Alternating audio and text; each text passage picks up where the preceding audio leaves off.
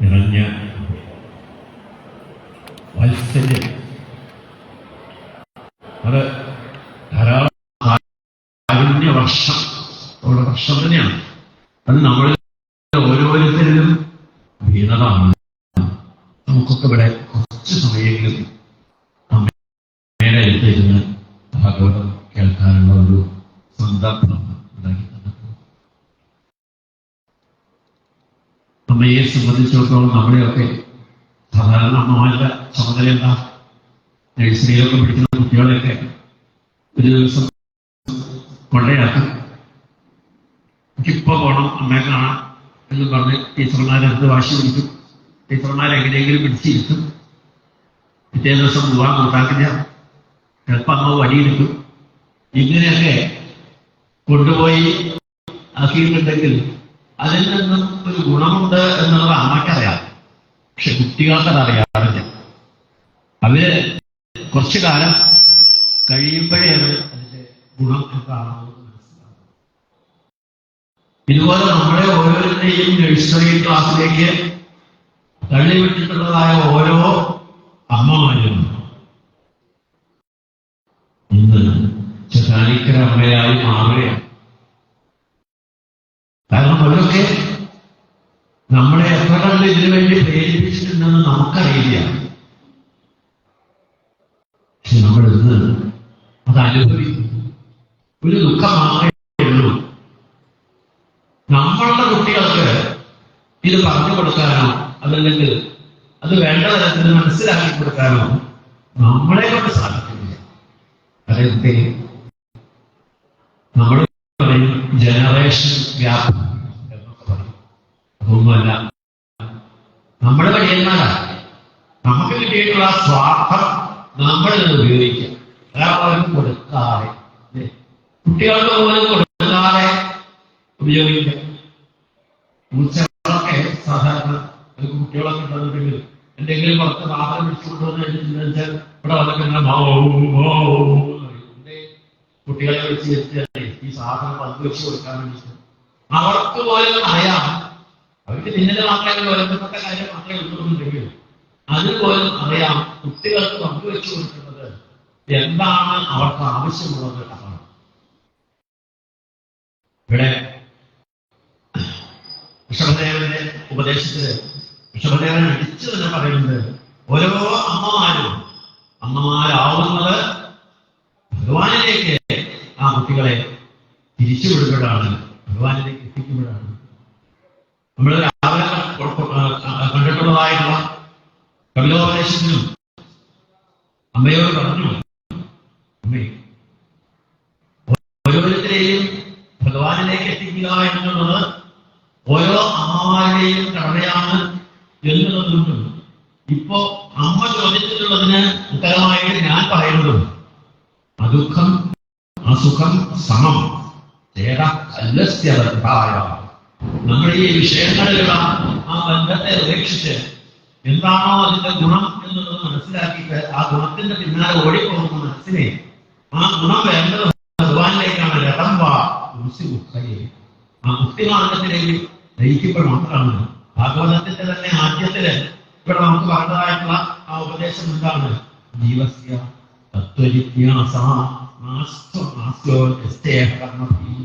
ഏത് തരത്തിലുള്ള കർമ്മങ്ങൾ ചെയ്തിട്ടുണ്ടെങ്കിലും അതിലൊക്കെ ഫലം ഉണ്ടാവണമെന്നുണ്ടെങ്കിൽ നമ്മൾ എവിടുന്ന വന്നതെന്ന് നമുക്ക് മനസ്സിലാക്കാം. ഭാഗവതത്തിലെ അനവധി അധ്യായങ്ങളാണ് ഇവിടെ സൃഷ്ടിയെ വിവരിച്ചുകൊണ്ടുള്ളത്. ഭാഗവതം വായിക്കാൻ തുടങ്ങിയ സമയത്തൊക്കെ വിചാരിച്ചിട്ടുണ്ടായിരുന്നു എന്തിനു വേണ്ടിയിട്ടാണ് ഈ ഭാഗവതത്തിൽ ഇത്രയൊക്കെ കടിച്ചാപെട്ടാതായിട്ടുള്ള വാക്കുകൾ ഉപയോഗിച്ചുകൊണ്ട് സൃഷ്ടികാര്യങ്ങളെ പറ്റിയിട്ടൊക്കെ വർണ്ണിച്ചിരിക്കുന്നത് എന്നൊക്കെ ആലോചിച്ചിട്ടുണ്ടായിരുന്നു. പിന്നീട് കുറേശ്ശേരി ഭാഗവതം മനസ്സിലാവാൻ തുടങ്ങിയപ്പോഴാണ് നമ്മളിലേക്ക് എത്തുന്ന കുഞ്ഞുണ്ണി മാഷ് പറഞ്ഞതായ എന്നിലേക്കുള്ള ദൂരം കണ്ടമ്പലം നമ്മളെ തന്നെ മനസ്സിലാക്കാൻ വേണ്ടിയാണ് നമ്മളുടെ ഒരു കുറെ പ്രാവശ്യം സ്ക്വയറായിട്ട് ഒരു മുത്തശ്ശൻ അവസാനം പറയുമ്പോ അവിടെ എത്തും ഗുരുവായൂരത്തിൽ എത്തുന്നു.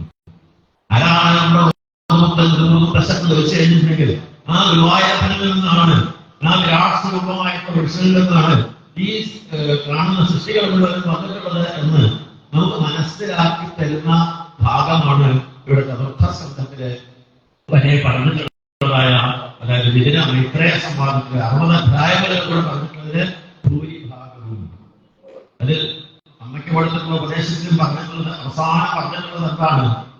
ഭഗവാനെ സേവിക്കാനുള്ള മാർഗം ഹൃദയഗ്രന്ഥി ചിത്യന്തേ സർവസംശയാ ക്ഷീയന്തേ രഹസ്യകർമാണി ദൃഷ്ട ഏവ ആത്മനി ഈശ്വരേ. നമ്മുടെ ഉള്ളിലുള്ള ഈശ്വരനെ ആത്മാവാണ് എന്നുള്ളത് മനസ്സിലാക്കാറാവുമ്പോഴാണ് നമ്മൾ ഈ ചെയ്യുന്ന കാര്യങ്ങൾക്കൊക്കെ ഉള്ള ആ ഫലം നമുക്ക് ലഭിക്കുന്നത്. ഫലം ലഭിക്കുന്നത് എന്ത് കാരണം ചെയ്യുമ്പോഴാണ് വരുന്നതെന്ന് അർജുനൻ ചോദിക്കുന്നില്ലേ? മാഫലേഷു ഉണ്ടാകുന്നതാണ്. ഫലത്തെ പറ്റി നമ്മൾ ചിന്തിക്കേണ്ട ആവശ്യമില്ല. അത് വേണ്ട തരത്തിൽ നമ്മൾ എത്തിക്കോളും ഭഗവാൻ, അല്ലെങ്കിൽ അമ്മ നമ്മളെ എത്തിച്ചു തരുന്നു. നമ്മുടെ അമ്മയുടെ കാര്യം പറഞ്ഞിട്ടാണ് തുടങ്ങിയത്. നമ്മൾ സ്കൂളിലേക്ക് പറഞ്ഞ കാര്യം പറഞ്ഞിട്ടാണ് തുടങ്ങിയത്. അപ്പൊ ആ അമ്മ തന്നെയാണ് നമ്മളെ ഇവിടെയുള്ള ഈ നഴ്സറി സ്കൂളിൽ ഇന്നലെ വൈകുന്നേരം ഇവിടെത്തിയിട്ടുള്ളതായ ഈ നഴ്സറി സ്കൂളിലേക്ക് നമ്മളെ ഓർമ്മ കൊണ്ടുവന്ന് ചേർത്തിട്ടുണ്ട്. എന്നിട്ടോ സമയാവുന്ന സമയത്ത് ഓരോരോ സമയത്തും പാല് വരണം, ബിസ്ക്കറ്റ് വേണം, ഇതൊക്കെ കൊണ്ടുവന്ന് തരാൻ വേണ്ടിയിട്ടുള്ള ആൾക്കാരെയൊക്കെ ഏർപ്പാടാക്കിയിട്ടുണ്ട്. നമ്മള് ചിലപ്പോ കഴിക്കില്ല ഇല്ലേ? ഇങ്ങനെ ഓരോരോ കാര്യങ്ങളും ചെയ്തു തന്നിട്ടും നമുക്ക് പഠിക്കാൻ നേരം ബസ്സിലായിട്ട് ഓരോരുത്തർ വന്നിട്ട് വാച്ച് നോക്കാൻ വേണ്ടിയിട്ട് ഇന്നലെ ഈ ഇത് കഴിയാറായോ ഇന്ന് പോലെ തുടങ്ങിയിട്ട് എഴുതുന്നുണ്ടാകും. ഇതൊക്കെ നമ്മുടെ ഉള്ളിലുള്ള ഓരോരോ മനസ്സിന്റെ ഓരോ ക്രമങ്ങളാണ്. ഈശ്വരനാണ് ആ മനസ്സ് കുറച്ച് നിൽക്കുന്നത് എന്നുണ്ടെങ്കിൽ വാച്ച് നോക്കുമ്പോഴെപ്പോഴാണ് അയ്യോ ഇത്രയോ എന്നുള്ളതായ ആ ഒരു ഭാവം നമ്മുടെ ഉള്ളിൽ വരുന്നുണ്ടോ എങ്കിൽ നമ്മൾ ഈ കേട്ടിട്ടുള്ളതെല്ലാം പരിപൂർണമായിട്ട് ഉൾക്കൊള്ളും. ഇല്ലെങ്കിൽ നമ്മൾ കയ്യിൽ നോക്കും. ഞങ്ങൾ ഇടയ്ക്കിടയ്ക്ക് വാച്ച് നോക്കും. കാരണം എന്താ, ഈ ആ സമയത്തിനനുസരിച്ച് നിർത്തുന്നുള്ളത്. അതിനു വേണ്ടിയിട്ട് ഇടയ്ക്കിടയ്ക്ക് വാച്ച് നോക്കും. നിങ്ങൾ വാച്ച് നോക്കണം. ഇവിടെ ആ ചതുർത്ഥ സ്കന്ധത്തിലെ 4 പ്രകരണങ്ങളിൽ കൂടെ, സന്മാർത്ഥ മോക്ഷങ്ങളാകുന്ന 4 പ്രകരണങ്ങളിൽ കൂടെ നമുക്ക് കാണിച്ചു തന്നിട്ടുള്ള മോക്ഷധർമ്മത്തെ പറ്റിയിട്ടാണ് ഇവിടെ പ്രധാനമായിട്ട് നമുക്ക് കഴിഞ്ഞ ആചാര്യൻ നമുക്ക് പറഞ്ഞു തന്നത്. മോക്ഷധർമ്മത്തെ എന്താണ് മോക്ഷം എന്ന് ചോദിച്ചാൽ അവിടെയും ഭാഗവതത്തിന് ഉത്തരമുണ്ട്. നമ്മൾ ഇന്ന് കാണുന്ന എല്ലാ തരത്തിലുള്ള സുഖ സൗകര്യങ്ങളും ഉപയോഗിച്ച് ഇവിടെ ആയുരാരോഗ്യ സൗഖ്യത്തോടുകൂടി ജീവിക്കുന്ന ആ ഒരു പദ്ധതിയാണ് മോക്ഷം. അതല്ലാതെ മരിച്ചു കഴിഞ്ഞ് എവിടേക്കോ പോയിട്ട് മോക്ഷം കിട്ടും എന്നൊക്കെ പറഞ്ഞു കഴിഞ്ഞിട്ടുണ്ടെങ്കിൽ നമുക്ക് ആർക്കും അതല്ലാത്ത വിശ്വാസമൊന്നും. മരിക്കുന്നതിന് മുമ്പേ എന്താണോ നമ്മളിവിടെ അനുഭവിക്കുന്നത് അതിൽ നമ്മൾ മോക്ഷധർമ്മമായിട്ട് ആ മുക്തി അത് നമുക്ക് ഇവിടെ അദ്വൈവ സ്വർഗ നരകവും സ്വർഗവും ഇവിടെയാണ് നമുക്ക് പറഞ്ഞു കൊടുത്തിട്ടുണ്ട്. എങ്കിൽ മോക്ഷവും ഈ 3 വിഷാർത്ഥങ്ങളും ഇവിടെ വെച്ച് ഈ ഭൂമിയിൽ നമ്മൾ ജീവിക്കുന്ന സമയത്ത് അനുഭവിക്കാനുള്ളതാണെങ്കിൽ മോക്ഷവും ഇവിടെ വെച്ച് തന്നെ അനുഭവിക്കാൻ സാധിക്കും. അതുകൊണ്ടാണ് പുരുഷാർത്ഥം എന്നുള്ള പേരിൽ അങ്ങനെയുള്ള മോക്ഷധർമ്മത്തിൽ കൂടെ പറഞ്ഞിട്ടുള്ളതായിട്ടുള്ള കഥയിൽ അവിടെ ഒരു പ്രായോഗികമായിട്ടുള്ള അല്ലെങ്കിൽ പരോക്ഷമായിട്ടുള്ള കഥയിൽ കൂടെ അത് മനസ്സിലാക്കി കൊടുത്തു ജീവന്റെ ഗതി. അത് മനസ്സിലാക്കിയിട്ടുള്ള അദ്ദേഹം നാഗമഹർഷിയുടെ വാക്കുകൾക്ക് അദ്ദേഹം കപിലാശ്രമത്തിൽ പോയിട്ട് വീണ്ടും ഭഗവാനെ സേവിച്ചിട്ടാണ് അദ്ദേഹത്തിന്റെ ആ ശരീരം ഉപേക്ഷിച്ചത് എന്ന് കൂടി പറഞ്ഞുകൊള്ളു. ഇവിടെ പ്രത്യേകത്തിലുള്ള അദ്ദേഹത്തിന്റെ മക്കളെ അദ്ദേഹം പ്രേരിപ്പിച്ചതെന്താണ്? യാഗം ചെയ്യാൻ പൊക്കോളൂന്നല്ല പറഞ്ഞത്. സൃഷ്ടികാര്യങ്ങൾക്ക് ഭഗവാനെ സേവിച്ചിട്ട് വേണം എന്ന് പറഞ്ഞപ്പോ മഹാദേവൻ മനസ്സിലായി. ഇവിടെ രാവിലെ കെട്ടി മഹാദേവനും ബ്രഹ്മാവും അതുപോലെ ഭഗവാനും ഒന്നും വേറെയല്ല. ഏത് കാര്യത്തിനും എപ്പോഴും നമ്മുടെ ഒപ്പം ആ മൂലക്കലാണ് ഇരിക്കുന്നതെങ്കിൽ അതിന് പോയി വട്ടം തിരിഞ്ഞ് പോകാൻ മതി. അദ്ദേഹം നമുക്ക് എല്ലാ കാര്യങ്ങളും ഇവിടെ ഈ അമ്മയിൽ നിന്ന് കിട്ടുന്ന അതേ ആ കൈപ്പാല തന്നെയാണ് അച്ഛനായിട്ടുള്ള ജഗത പിതരൗരേ പാർവതി പരമേശ്വരൻ ആ അച്ഛൻ നമുക്ക് തരുന്നത്. അങ്ങനെയുള്ള ആ ആരെയും പറഞ്ഞിട്ടുള്ള മാർഗത്തിൽ കൂടെ ആ പ്രത്യേകത്തിലൊന്നും മുക്തി കിട്ടിയെന്നും രക്ഷൻ എന്നുള്ള ഒരു ഉണ്ണി ഉണ്ടായി എന്നൊക്കെ പറഞ്ഞുകൊണ്ടാണ് നാം ഇതിനെ അവിടെ അവസാനിപ്പിച്ചത്. പിന്നീട് ഇവിടെ ഇതില് വിതുര മഹാശയൻ അദ്ദേഹത്തിന്റെ ജ്യേഷ്ഠനായിട്ടുള്ള ധൃതരാഷ്ട്രനെ കൂടി ഈ കഥകൾ അല്ലെങ്കിൽ ഈ ആത്മതത്വത്തെ മനസ്സിലാക്കി അദ്ദേഹം ധൃതരാഷ്ട്രനെ കൂടി മുക്തനാക്കി എന്നുകൂടി പറഞ്ഞുകൊണ്ടാണ് ഇവിടെ ചതുർത്ഥ സന്ദർഭം. പഞ്ചമസ്കന്ധത്തിന്റെ പ്രിയവർദ്ധന്റെ കഥ പരിപൂർണമായിട്ടും നമുക്ക് കാണാൻ സാധിക്കും. ഉദാനവാദ രാജാവിന്റെ കഥ പറഞ്ഞ സമയത്ത് പ്രിയവർദ്ധന്റെ കഥയല്ലേ മുമ്പേ പറയേണ്ടിയിരുന്നത് എന്ന് നമുക്ക് തോന്നാം. അക്കോടത്തിൽ ഓരോന്നിനും ഓരോ ചിട്ടകളുണ്ട്. ഇവിടെ പ്രിയവ്രതൻ ആ കാലത്തൊക്കെ നാരദ മഹർഷിയുടെ പിന്നാലെ ആത്മാരാമനായിട്ട് നടത്തുന്ന കാലമായിരുന്നു. വിളിച്ചിട്ടും വന്നില്ല, വിളിച്ചിട്ടും വന്നില്ല.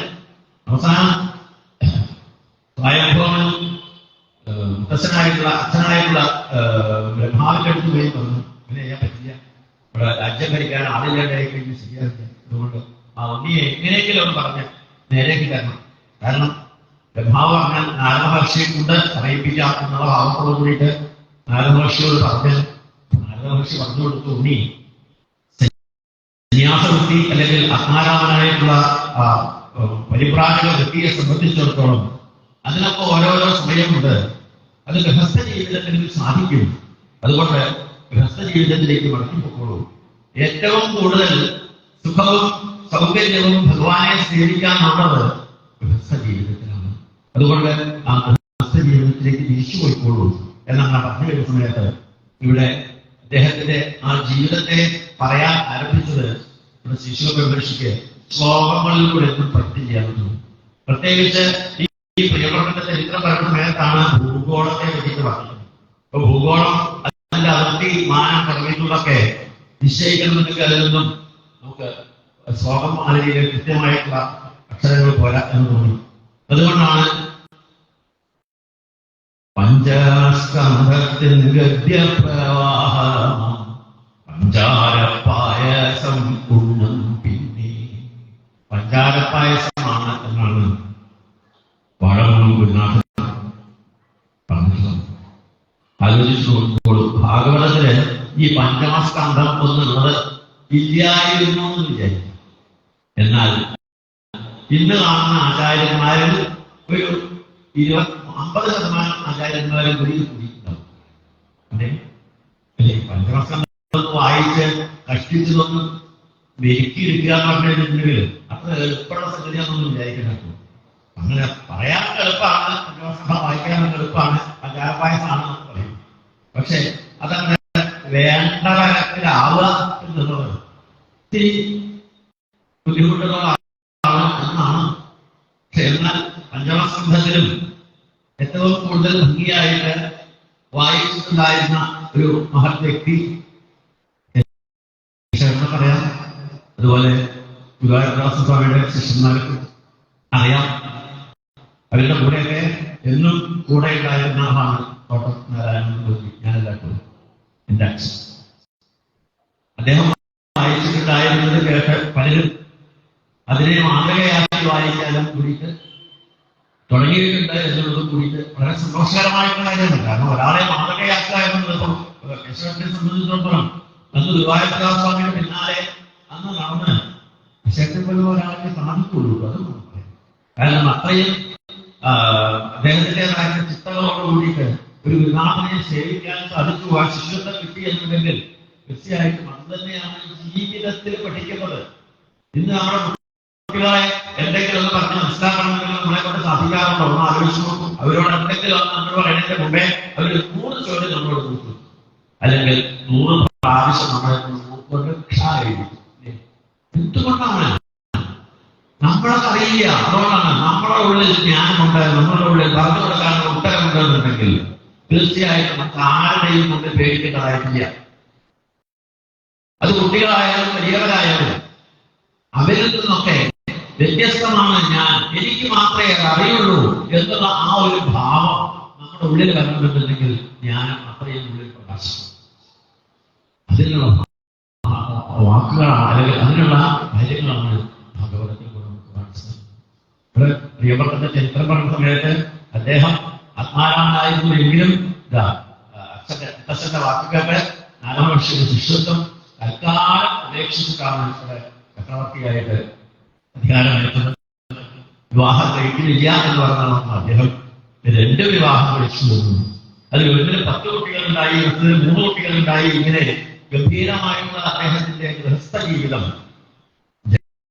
ജനങ്ങളൊക്കൊന്നും ഭഗവാനെ സേവിക്കാൻ സമയം കിട്ടുന്നില്ല. എല്ലാവരും ദിവാരാജൻ എന്നുള്ളതോടെ പറഞ്ഞമാതിരി കാശുണ്ടാക്കാൻ വേണ്ടിയിട്ട് പണിയെടുത്തുകൊണ്ട് എന്ത് പണിയെടുക്കുക എന്നുള്ളതല്ലാതെ ഈശ്വരനെ സേവിക്കാൻ അവർക്ക് സമയം കിട്ടുന്നില്ല. പകരം ഇവിടെ പറയാറില്ലേ, 24 മണിക്കൂർ ചോദിച്ചാലും എനിക്ക് പണി കഴിച്ചിട്ടുള്ള സമയമില്ല എന്ന് പറയാറില്ലേ. അതുപോലെ ഇവിടെ അദ്ദേഹം വൃത്തിയാക്കി. എന്നാൽ ഇവർക്ക് കുറച്ചുകൂടി സമയം ഉണ്ടാക്കി കൊടുക്കാൻ രാത്രിയുടെ കടന്നു കാരണമായ എന്നാണ്. അതുകൊണ്ട് രാത്രിയും കൂടി പകലത്തെ പോലെ ആക്കാമെന്ന് വിചാരിച്ചുകൊണ്ട് അദ്ദേഹം ഒരു സൂര്യരഥം ഉരുട്ടിക്കൊണ്ട് നടന്നു. അതുകൊണ്ട് എന്തെന്ന് വെച്ചാൽ രാത്രിയേക്കാൾ പകലേക്കാവുന്നത് ശരിയാണ്. ഞങ്ങളൊക്കെ പറഞ്ഞു. കാരണം ഉറക്കം എന്നുള്ളതും ജീവിതത്തില് എല്ലാം ആവശ്യമായിട്ടുള്ളതാണ്. ഉറക്കത്തിനെ പറ്റി പറയുകയാണെന്നുണ്ടെങ്കിൽ ഏറ്റവും സൗകര്യമായിട്ട് വന്നാൽ പറ്റിയുള്ള സ്ഥലം ഞാൻ ചോദിച്ചിട്ടുണ്ടെങ്കിൽ ഒരേ ഒരു ഉത്തരം മാത്രമേ ഉള്ളൂ. ഉറക്കം വരുന്നോ എന്നെ ഉറങ്ങാൻ സാധിക്കും ആലോചിച്ചു. നമ്മള് കഴിയും. പക്ഷേ നമ്മുടെ മനസ്സിനെ പരിപൂർണമായിട്ട് നമ്മളൊന്ന് അഴിച്ചങ്ങ് വിടാൻ പറ്റിയുള്ള സമയത്ത് മാത്രമേ നമുക്ക് ഉറങ്ങാൻ സാധിക്കുന്നുള്ളൂ. അത് ഭാഗവതത്തിന്റെ മുമ്പിൽ സാധിക്കുന്നുണ്ടെങ്കിൽ അത് തന്നെയാണ് ഇവിടെ ശിശുമഹർഷിയും വേദവ്യാസ മഹർഷിയും ഭഗവാനും ഉദ്ദേശിച്ചിട്ടുള്ളത്. നിങ്ങളുടെ മനസ്സിനെ നിങ്ങൾ വിടൂ, കൈവിടൂ. അതവിടെ വേണ്ട സ്ഥാനത്ത് പോയി നിന്നോടെ. മനസ്സിന് ഒരിക്കലും ഒരാളുടെ സഹായം ചെയ്യാൻ സാധിക്കില്ല. പക്ഷെ നമ്മൾ പറയുന്നത് കേട്ടിട്ടുണ്ട്, എന്തിന്റെയും കൂടി ചാരിയെ നിൽക്കണമെന്നാണ്. നമ്മൾ രചനകളൊക്കെ ചെന്നെടുത്ത് ഇരിക്കാൻ ഇരിക്കുക കേട്ടോ, അവിടെ കിട്ടും. ഭവ്യതയാണ് മറ്റുള്ളവരുടെ മുമ്പിൽ ഇരിക്കുന്നത്. വീട്ടിൽ തന്നാലും എന്നിട്ടോ കുറച്ചു നേരം കഴിഞ്ഞാൽ പ്രയോഗം കാര്യങ്ങൾ ചുവരിന്റെ മുകളിലൊക്കെ വെച്ച് ചവിട്ടിയില്ലേ, ഇങ്ങനെയൊക്കെ ഏർപ്പാടൊക്കെ. എന്നാൽ മനസ്സും അതുപോലെ തന്നെയാണ്. ആരെങ്കിലും ഉള്ളത് ചാരം. അതിനാണ് ഇവിടെ കപിലോപനിഷത്തിൽ പറഞ്ഞു കൊടുത്തത്. ഈ ചാരുന്ന ആ ആള് ഒത്തിരി ബലം ആളായിക്കോട്ടെ, ചുതിയില്ലാത്ത ആളായിക്കോട്ടെ, വേറെ വീഴുന്ന കാലത്ത് പോയി ചാരിക്ക് കാര്യമില്ലല്ലോ. അതുകൊണ്ട് ആ അച്യുതനെ ചാരിക്കോളൂ, അതിനെ പഠിപ്പിച്ചു കൊടുത്തോളൂ.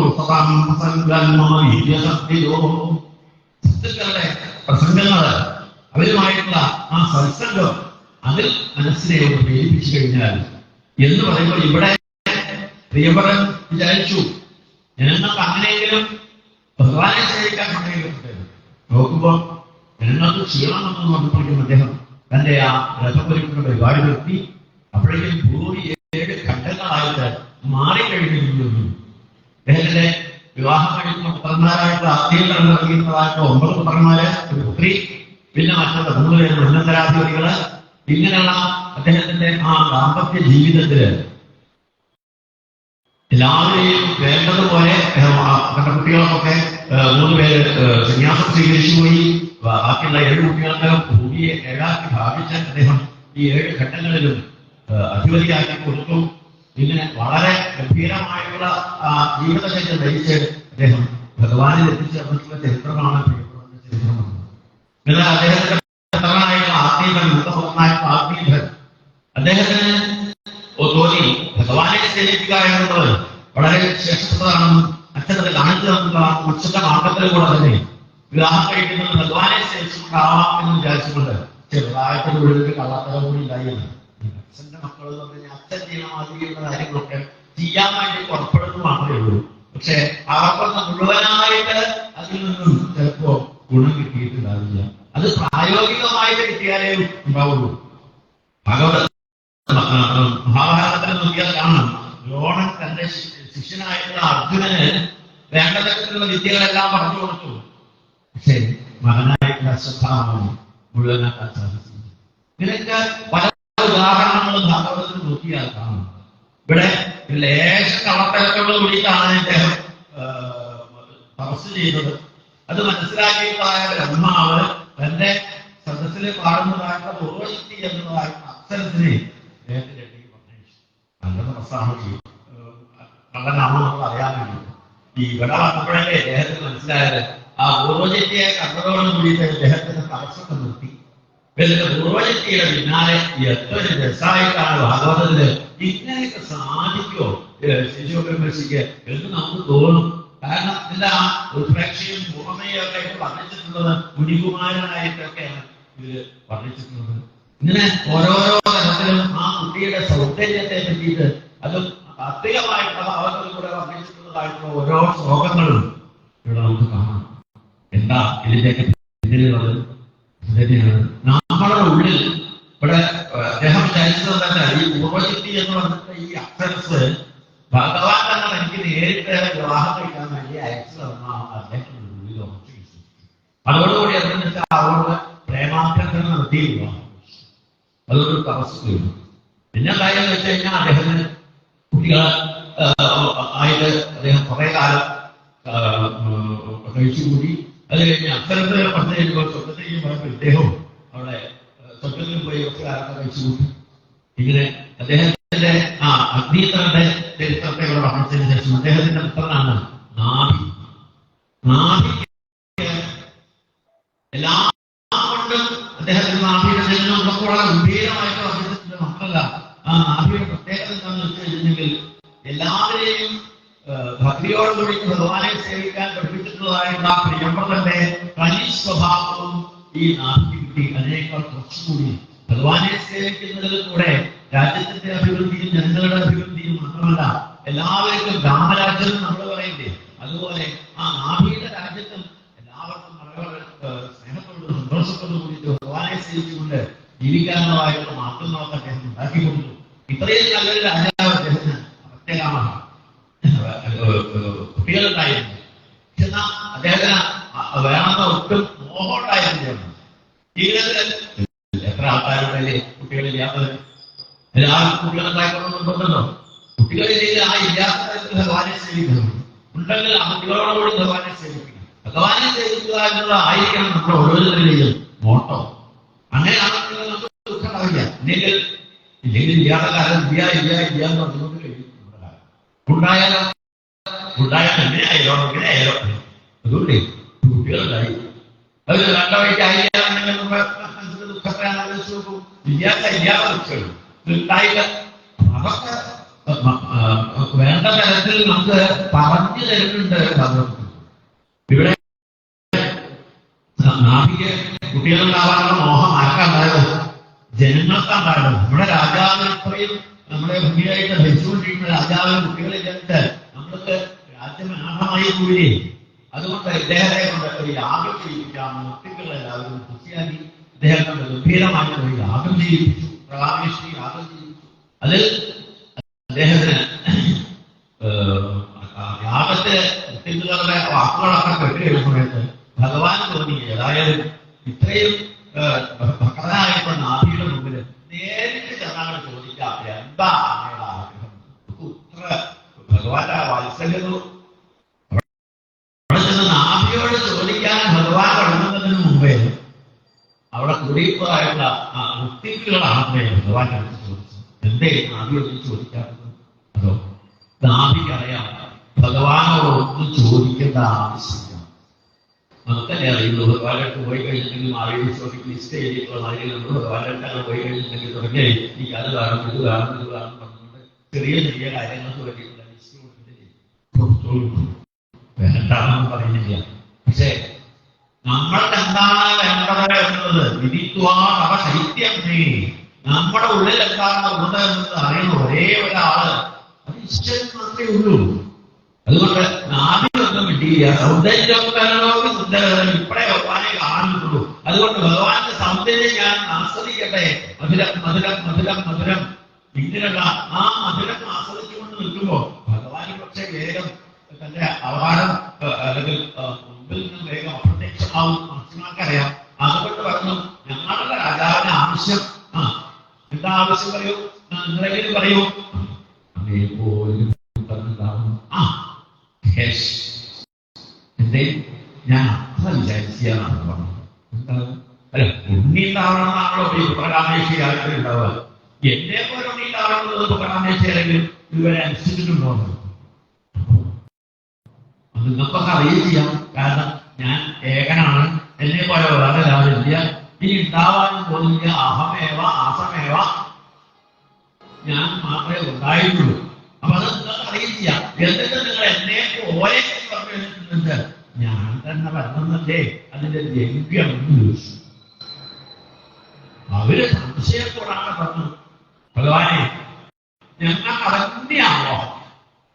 എന്നാൽ നിങ്ങളുടെ വാക്ക് ഒരിക്കലും മിഥ്യയാവാൻ പറ്റിയ ബ്രാഹ്മണനാണ്, എന്റെ മുഖമാണ്. അതുകൊണ്ട് നിങ്ങൾ പറഞ്ഞത് ഞാൻ പറഞ്ഞത് തുല്യമാണ്. അതുകൊണ്ട് ഞാൻ നേരിൽ ആമിയുടെ പുത്രനായിട്ട് അവതരിച്ചോളാം. ഭഗവാൻ വാക്ക് കൊടുത്തു. അങ്ങനല്ല, നല്ല ഒരു ദിവസം ഭഗവാന്റെ അവതാരം വളരെ ഗംഭീരമായിട്ടാണ് സ്വഭാവം നമുക്ക് വളരെ കാണിച്ചു തന്നത്. ക്ഷണന്റെ ആ സൗന്ദര്യം അജാനവാഹുവായിരുന്നു അദ്ദേഹം. ഏറ്റവും ശ്രേഷ്ഠനാണ്.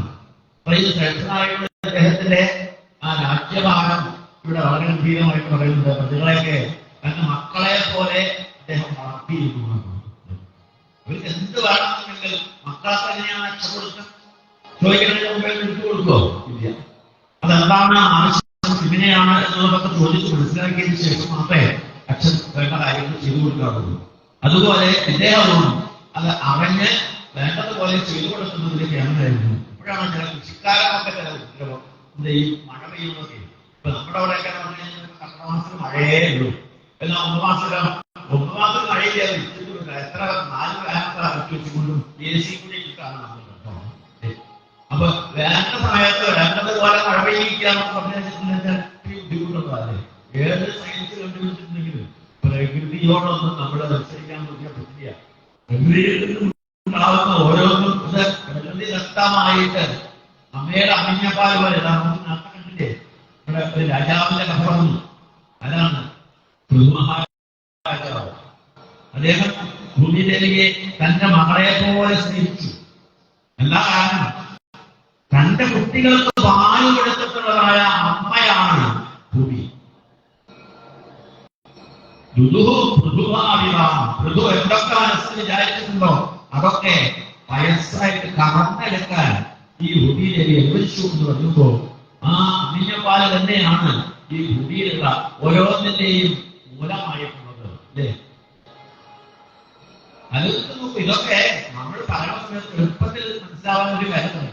നമ്മളൊക്കെ ഓരോരുത്തരും നമ്മുടെ ഭൂമിയിൽ നിന്നും പറഞ്ഞുകൊണ്ട് 4 ഭാഗത്തും അതിൽ കല്ലൊക്കെ എടുത്തിട്ട് അതിനൊക്കെ വെച്ച് അതിനുള്ളിൽ സാധനങ്ങളൊക്കെ ഉണ്ടാക്കില്ലേ?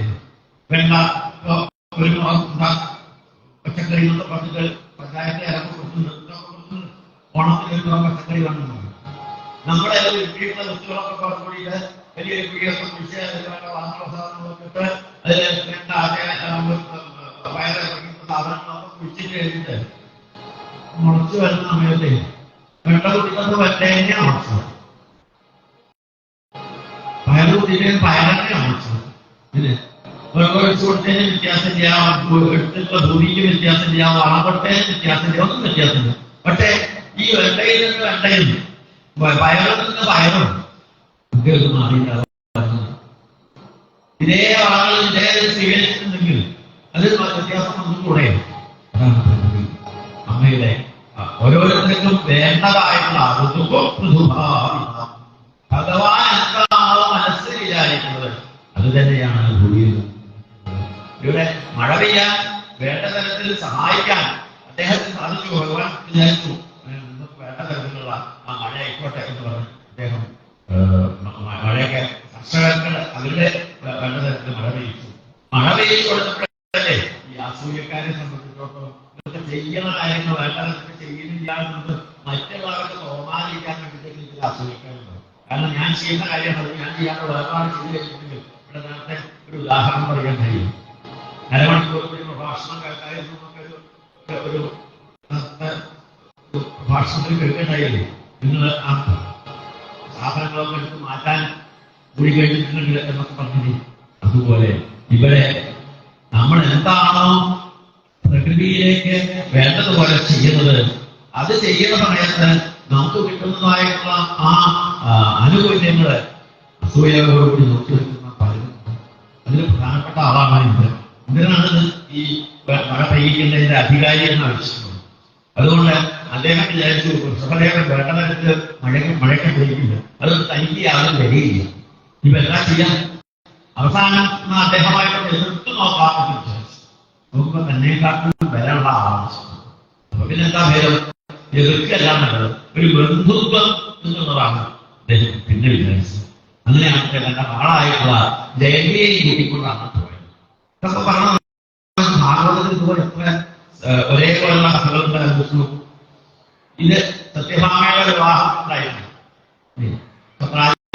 കൊണ്ടുപോയി കൊടുത്തത് ഇതിനു വേണ്ടിയിട്ടാണ്. കപ്രാജിന്റെ ജീതപ്പേര് വിവാഹം കിട്ടിയിട്ട് മണിയും സത്യഭാമയും കൂടി കൊണ്ടുപോയി ഭഗവാനും കാക്കളെ കൊണ്ട് സമർപ്പിച്ചു. ഇതുപോലെ ഇവിടെ തന്റെ ജീതപ്പേര് വിവാഹം വേണ്ടിയിട്ട് ഇവിടെ ഋഷഭന്റെ മുമ്പിൽ കൊണ്ടുപോയി ഇതാ അടിയന്റെ മകളുണ്ട്, വിവാഹം കഴിച്ചാൽ തിരക്കില്ല, ആ കുട്ടിക്ക് വലിയ ആഗ്രഹമാണ് അങ്ങനെ വിവാഹം കഴിക്കുന്നത്. ഋഷഭദേവന് മനസ്സിലാവാനിട്ടല്ല, പക്ഷെ അദ്ദേഹം തീർച്ചയായിട്ടും ഏതായാലും വിവാഹം കഴിക്കണം, ആരെങ്കിലും കുട്ടികളെ ആയിക്കോട്ടെ എന്നുള്ള വാഹത്തോട് കൂടിയിട്ട് ഋഷഭദേവൻ ജയന്തിയെ വിവാഹം കഴിച്ചു. മാത്രമല്ല അവരുടെ ദാമ്പത്യത്തില് 100 ആചാര്യം ചോദിക്കുന്നതായിട്ട് 100 പുത്രന്മാരെ കണ്ടു. ഭാഗവതത്തിൽ പറഞ്ഞു. എന്തിനാ ഈ ഭാഗവതം വായിക്കുന്നത് പറയുന്നു? ഭാഗവതത്തിൽ പറയുന്നത് സത്യം, പരം, ധീമഹി, അത് നമ്മൾ മനസ്സിൽ ഉറപ്പിക്കാൻ സാധിക്കുമോ? എനിക്ക് പറഞ്ഞിട്ടുള്ളതെല്ലാം സത്യം തന്നെയാണ്. ഇതിന് വ്യാഖ്യാനം വേറെ പറയാൻ പറ്റും. വ്യാഖ്യാനം ഒന്നും ഞാൻ പറയുന്നില്ല. അവസാനം ഭാഗവതത്തിൽ പറഞ്ഞിട്ടുണ്ട്, അവസാനം പറയുന്നത് ഈ പറഞ്ഞിട്ടുള്ളതൊന്നും ശരിയല്ല കേട്ടോ. വചോപൂജം പരമാർത്ഥ്യം. ഇതൊക്കെ വാക്കുകൾ പല തരത്തിൽ ഉപയോഗിക്കാൻ ചില കാര്യങ്ങളൊക്കെ അതിന്റെ മുമ്പിലുള്ള കാര്യങ്ങളും കൂടിയൊക്കെ വായിക്കുന്ന സമയത്തെ അതിന്റെ അർത്ഥം എന്താണെന്നൊന്നും നമുക്ക് മനസ്സിലാവുള്ളൂ. അല്ലാതെ ഇത് പറഞ്ഞിട്ടുള്ളത് വാക്കുകളെ പല തരത്തിൽ ഉപയോഗിക്കാൻ അല്ലെങ്കിൽ മനോഭിഭൂതിയാണ്, ഇതൊന്നും പരമാർത്ഥമല്ല എന്നുള്ളത് മനസ്സിലാക്കാൻ വേണ്ടിയിട്ടല്ല. ഭഗവതത്തെ പറഞ്ഞിട്ടുള്ള ഓരോന്നും സത്യം തന്നെയാണ് എന്ന് നമുക്ക് പരിപൂർണമായിട്ട് വിശ്വസിക്കാം. കാരണം ഇവിടെ ഇതിനൊക്കെ താത്വികമായിട്ട് വേറെയും പലതര കാര്യങ്ങൾ നമുക്ക് അതിൽ പറയാനുണ്ട്. ഇപ്പൊ നമുക്കൊന്നും പറയാനുള്ള സമയമില്ല. പിന്നെ അങ്ങനെ പറഞ്ഞു തരാനുള്ള കഴിവ്, അറിവ് ഇതൊക്കെ ഉണ്ടാവണം എന്ന് പറഞ്ഞു തരാം. അപ്പൊ ഇന്ന് ശ്രമിച്ചിട്ടില്ല. എന്തായാലും ഇദ്ദേഹത്തെ 100 പുത്രന്മാരില് 9 പേര് കവിഹിരി അന്തരീക്ഷം വിഫലായം തുടങ്ങിയപ്പോഴായ 9 പേര് അവയോഗികളായി പോയിരുന്നു. അദ്ദേഹത്തിന്റെ ചരിത്രം ഈ യഥാർത്ഥത്തിൽ കാണിച്ചു തരാറുണ്ട്. മൂത്തപുത്രനായിട്ടുള്ള ഭരതനെ രാജാവാക്കാൻ മനസ്സിലാക്കി അദ്ദേഹം കുട്ടികളോട് ചോദിച്ചു, കുട്ടികളെ ജ്യേഷ്ഠനായിട്ടുള്ള ഭരതനെ രാജാവാക്കാനാണ് ഞാൻ തീരുമാനിച്ചിട്ടുള്ളത്, നിങ്ങൾക്കൊക്കെ ഇഷ്ടമല്ലേ എന്ന് ചോദിച്ചു. കുട്ടികളെല്ലാവരും കൂടി പറഞ്ഞു വിജയിച്ചേ, എല്ലാവരും സന്തോഷമാണ്. ഇന്നിപ്പോ 2 കുട്ടികളുണ്ടെന്നുണ്ടെങ്കിൽ അങ്ങനെ ഒന്നും തന്നതല്ല കോടതിയിൽ പോയി ചോദിക്കണം. ഈ ന്യായങ്ങളിലേക്ക് സാധാരണ കോടതിയിലുള്ളത് ന്യായമല്ലോ. അവിടെ ചെന്ന് കഴിഞ്ഞിട്ടുണ്ടെങ്കിൽ ഓരോരുത്തരും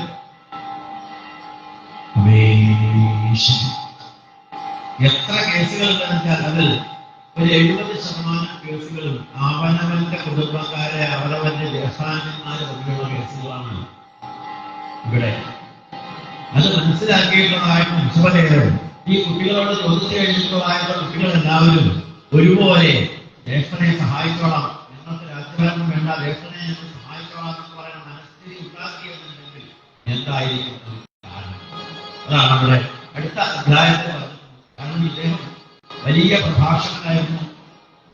ഈ ജൈനമതത്തിന്റെ ഒരു ആളായിരുന്നു എന്നൊക്കെ പല ആചാര്യന്മാരും പറയുന്നത്. ഏത് മതമായാലും ഭഗവാന്റെ അവതാര സ്വരൂപമായിട്ടുള്ള ഋഷഭദേവൻ അദ്ദേഹത്തെ ബ്രഹ്മഋഷി പ്രവര സഭായ ബ്രഹ്മലോകത്തിൽ പോലും പലരും അദ്ദേഹത്തെ ഇതിനു വേണ്ടിയിട്ടേ എന്താ പറയുക, നമ്മുടെ കൺസൾട്ടിങ്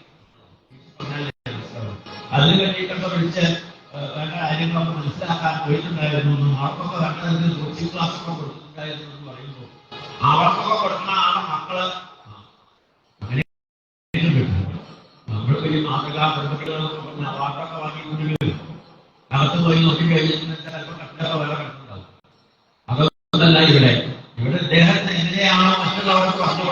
വെച്ചാൽ ശീർഷണിയാണെങ്കിലും തത്വതനുവർത്തത്തെ ലോക, എങ്ങനെയാണോ ലോകത്തെ വേണ്ട തരത്തിൽ അത് ആചരിക്കുന്നത് പോലെ ആചരിക്കാൻ പഠിപ്പിച്ചു കൊടുക്കുന്നത്, അത് താൻ വേണ്ട തരത്തിൽ ആചരിക്കണമെന്ന് മനസ്സിലാക്കുന്നത്, അത് അദ്ദേഹം ചെയ്തു. എങ്ങനെ? ആ കുട്ടികൾക്കും വേണ്ടതുപോലെ അദ്ദേഹം പറഞ്ഞു കൊടുത്തു. എന്താ പറഞ്ഞു കൊടുത്തത് ആണല്ലോ നമുക്ക് മനസ്സിലാക്കേണ്ടത്. അദ്ദേഹം വേറൊന്നല്ല, കുട്ടികളോട് ചോദിച്ചു, കുട്ടികളെ നിങ്ങൾക്കൊക്കെ ഈ മനുഷ്യ ജന്മം കിട്ടിയിട്ടുണ്ടല്ലോ, ഇതുകൊണ്ട് എന്താണ് നിങ്ങളുടെ ലക്ഷ്യം?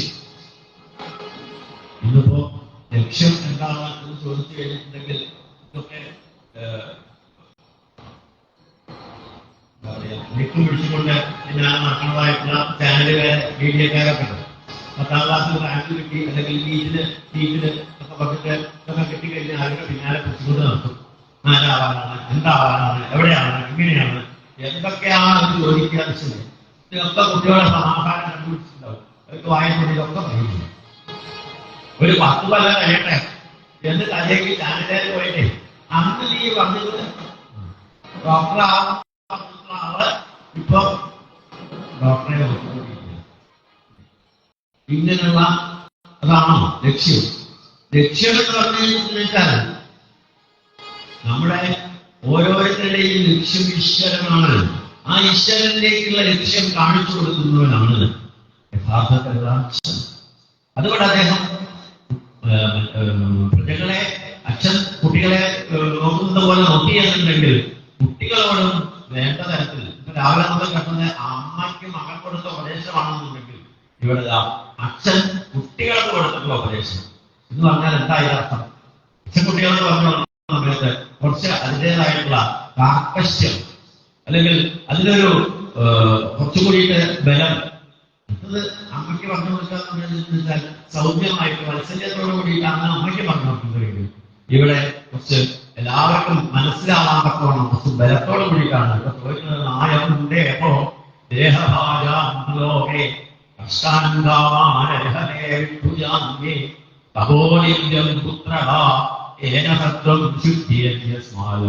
ബ്രഹ്മസൗഖ്യം അനന്തം. എന്തിനു വേണ്ടിയാണ്, എന്താണ് നമ്മുടെ ഈ ജീവിതം കൊണ്ടല്ലേ ലക്ഷ്യം? അതൊന്ന് നിങ്ങൾക്ക് പറയാൻ സാധിക്കൂ? അവര് ലക്ഷ്യം നോക്കിയിരുന്നു. ഞങ്ങൾക്ക് നമ്മളോ മനസ്സിലായില്ലേ? ഞാൻ പറഞ്ഞുതരാം. ബ്രഹ്മസൗഖ്യം അനന്തമായിട്ടുള്ള ബ്രഹ്മസൗഖ്യത്തെ ഉണ്ടാകുക എന്നുള്ളതാണ് ഓരോ ജീവന്റെയും ലക്ഷ്യം. മനുഷ്യജന്മം കിട്ടിക്കഴിഞ്ഞാൽ മാത്രമേ അത് സാധിക്കുള്ളൂ. അതുകൊണ്ട് നായം ദേഹോ, ഈ ശരീരം ഞാനാണ് എന്നതായ അജ്ഞാനം നമ്മുടെ ഒഴിവാക്കും.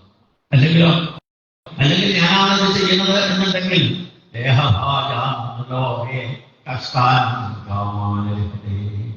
കഷ്ടപ്പെട്ടുകൊണ്ട് അവനവന്റേതായിട്ടുള്ള ആഗ്രഹങ്ങളെ നേടാൻ വേണ്ടി മാത്രം ഈ ശരീരം ഉപയോഗിക്കുക എന്ന് വന്നു കഴിഞ്ഞിട്ടുണ്ടെങ്കിൽ, ഈ ശരീരം കൊണ്ട് കഷ്ടപ്പെട്ട് എന്തൊക്കെയാ സമ്പാദിക്കണമെന്ന് വെച്ച് കഴിഞ്ഞിട്ടുണ്ടെങ്കിൽ, എന്തിനു വേണ്ടിയിട്ടാണ് സമ്പാദിക്കണമെന്ന് വെച്ച് കഴിഞ്ഞിട്ടുണ്ടെങ്കിൽ ഇതൊക്കെ ആവശ്യം ഉണ്ടാവുമല്ലോ.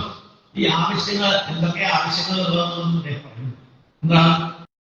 ഒരു ജീവനായിട്ട് മണ്ണിൽ പറഞ്ഞു കഴിഞ്ഞിട്ടുണ്ടെങ്കിൽ ഈ ജീവിക്കുന്ന വസ്തുക്കൾക്കൊക്കെ അല്ലെങ്കിൽ ജീവിക്കുന്ന ജന്തുക്കൾക്കൊക്കെ 4 ആവശ്യങ്ങളേ ഉള്ളൂ. എന്താ 4 ആവശ്യം? പ്രധാനമായിട്ടുള്ള ഒരാവശ്യം എന്താണ്?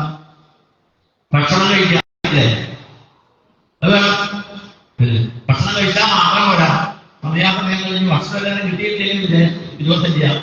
സമയമാകുന്ന സമയത്ത് അതിന് പുറത്തേക്ക് കളയാം. ആഹാരം, നീഹാരം. പിന്നെ 3ാമത്തെ ആവശ്യമാണ് ഉറക്കം. അത് കൂടാതെ കഴിയില്ലേ? പ്രിയപ്പെട്ട കഥ ഉറക്കം ചെയ്യാനൊന്നുമില്ലേ? ഉറക്കം വേണം. ഈ ഉറക്കം വരാത്ത സമയമാണല്ലോ. ആ സമയത്താണല്ലേ ഈ പ്രിയ സന്താനോത്പാദനം തുടങ്ങിയിട്ടുള്ളതായിട്ടുള്ള ഈ 4 കാര്യമാണ് ഒരു ജന്തുവിന് അല്ലെങ്കിൽ ഒരു ജീവനായിട്ട്, ഈ മനുഷ്യനാണെന്നുണ്ടെങ്കിലും അല്ലെങ്കിൽ വേറൊരു ജീവിയാണെന്നുണ്ടെങ്കിലും അവർക്കൊക്കെ ഈ 4 ആവശ്യങ്ങൾ മാത്രമേ ഉള്ളൂ. ഈ മറ്റേ ആവശ്യം ഉണ്ടോ നമുക്ക് ഇവിടെ ആലോചിക്കണ്ട, വീട്ടിൽ പോയി ആലോചിച്ചാൽ. കാരണം ഇപ്പൊ ഇവിടെ ആലോചിച്ച് കഴിഞ്ഞാൽ ബാക്കി പലർക്കും കേൾക്കാൻ പറ്റില്ല. അതുകൊണ്ടാണ്. അപ്പൊ അതുകൊണ്ട് ഈ 4 ആവശ്യങ്ങൾക്ക് വേണ്ടിയിട്ട് കഷ്ടപ്പെട്ട് ഉണ്ടാക്കുന്നതൊക്കെ ഈ 4 ആവശ്യത്തിന് വേണ്ടിയിട്ടാണ്. എന്തിന്? ഭക്ഷണം കഴിക്കാൻ. ഒന്ന് ഭക്ഷണം കഴിക്കാൻ. എന്താ ഭക്ഷണം കഴിക്കാൻ? ആലോചിക്കണം. ഓരോരോ വീട്ടിലുണ്ടാവും എത്ര കുറവുള്ള ബക്കറ്റ്. ആ ബക്കറ്റിന്റെ ഉള്ളിൽ നിറച്ച് 49 കുട്ടി കിട്ടിയതാണ്. കേന്ദ്രത്തിൽ കൊടുത്തതേ ഒരു 10 പാക്കറ്റ് ഇട്ടോട്ടെ. കിട്ടിയില്ലെങ്കിലും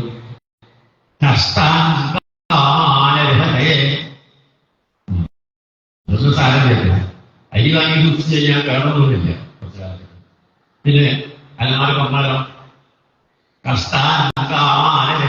പറക്കണമായിട്ട് നമ്മുടെ മുന്നിട്ട് ഒന്നിച്ച് ചാടും. സാധനങ്ങളൊക്കെ പാടുന്നിട്ട് എങ്ങനെയൊക്കെ പാടുന്നിട്ട് മുറുക്കിയിട്ടാണ് അലമാര അടച്ചിട്ടുള്ളത്.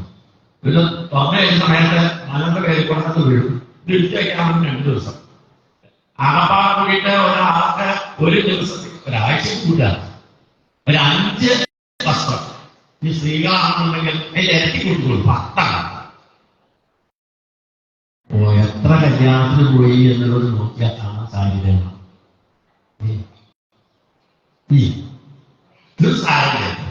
കാരണം തുണിയല്ലേ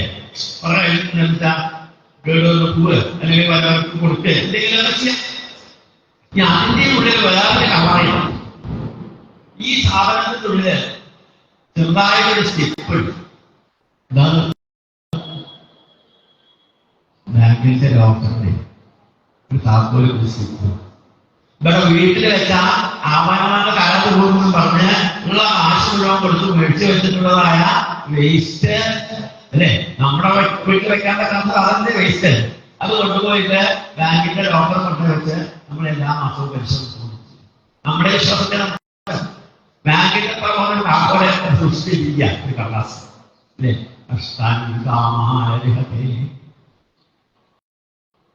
വീടിന്റെ 1500 സ്ക്വയർ ഫീറ്റ്. കൺട്രി ഒരു 4000 സ്ക്വയർ ഫീറ്റ് വീട്. ആകെ പാർട്ടിട്ട് വയസ്സായിട്ട് 2 അങ്ങോട്ടും നോക്കിയിരിക്കും. 60 വയസ്സ് കഴിഞ്ഞിട്ടുണ്ടെങ്കിൽ കൂടുതൽ ജീവനാണ്. അങ്ങോട്ടൊന്നും നോക്കിയില്ല. ഞങ്ങൾ അത് മാത്രമേ ഉള്ളൂ. അങ്ങനെയുള്ള 2 ആൾക്ക് ആകെപ്പാട് കൂടിയിട്ട് കഴിഞ്ഞു കൂടാൻ വേണ്ടത് എത്ര സ്ഥലമാണെന്നറിയോ? ഞാനൊക്കെ കണക്കാക്കിയിട്ട് എന്റെ കൂടെ പറയുന്നത് ഞാൻ ഉണ്ടാക്കിയിട്ടുള്ളൂ. കാരണം ഞാൻ ഒരു 50 കൊല്ലത്തിൽ കൂടുതൽ ഒരു വീട്ടിൽ നിൽക്കണമെന്ന് വിചാരിച്ച പണിയിൽ പോയി. കാരണം നമ്മുടെ വീടുണ്ടാക്കിയത് നമ്മുടെ കുട്ടികൾക്ക് വേണ്ട. നമ്മുടെ അച്ഛൻ വീടുണ്ടാക്കിയിട്ടുള്ളത് നമ്മുടെ ഇപ്പം ഇല്ലല്ലോ. പിന്നെ പൈതൃകങ്ങളൊക്കെ പറഞ്ഞിട്ട് 4 കെട്ടൊക്കെ ആണെന്നുണ്ടെങ്കിൽ ആരെങ്കിലുമൊക്കെ സൂക്ഷിച്ചു വെക്കാൻ വേണ്ടിയിട്ടൊക്കെ ചെയ്യാന്നുള്ളതല്ലാതെ ഇപ്പൊ ഉണ്ടാക്കിയിട്ടുള്ളത് പൊളിച്ച് കളയുന്നുണ്ടെങ്കിൽ വേണം വീടുണ്ടാക്കിയതിനെക്കാട്ടും കൂടുതൽ അല്ലേ. ഇതൊക്കെ നമ്മൾ കഷ്ടപ്പെട്ടിട്ട് ഉണ്ടാക്കാതെ എന്തിന് ജോലിക്ക് കയറി കഴിഞ്ഞിട്ടുണ്ടെങ്കിൽ ആദ്യമായിട്ട് ഹൗസ് ലോൺ കിട്ടുമെന്ന് പറഞ്ഞു അവരുടെ കയ്യിൽ ഉണ്ടാക്കണം. ജീവിതകാലം മുഴുവൻ തിരിച്ചറിയാവുന്നതായിട്ട് 15 കൊല്ലത്തേക്കോ 20 കൊല്ലത്തേക്കോ ഉള്ളതായിട്ട് ലോൺ വാങ്ങിയിട്ടാണ് വീടുണ്ടാക്കുന്നത്. ഈ വീട്ടിൽ എത്ര സ്ഥലം വേണം? ആകപ്പാടെ കൂടിയിട്ട് ഡ്രോയിങ് റൂമിലേക്ക് കയറി കഴിഞ്ഞിട്ടുണ്ടെങ്കിൽ ഒരു സോഫാക്കം ബെഡ് വെക്കാനും പിന്നെ ആ മുന്നിലുള്ള TV അല്ലെങ്കിൽ ആണ് ഇഷ്ടമായിട്ടുള്ള സ്ഥലം. പിന്നെ രണ്ടാമത് ഭക്ഷണം ഉണ്ടാക്കണമെന്നുള്ള ആ ഒരു ഏരിയ അത്ര ആ സ്ലാബിന്റെ 4 പുറം. മൂന്നാമത്തെ സ്ഥലം എവിടെയാണെന്ന് ചോദിച്ചു കഴിഞ്ഞിട്ടുണ്ടെങ്കിൽ കിടക്കണം അല്ലേ?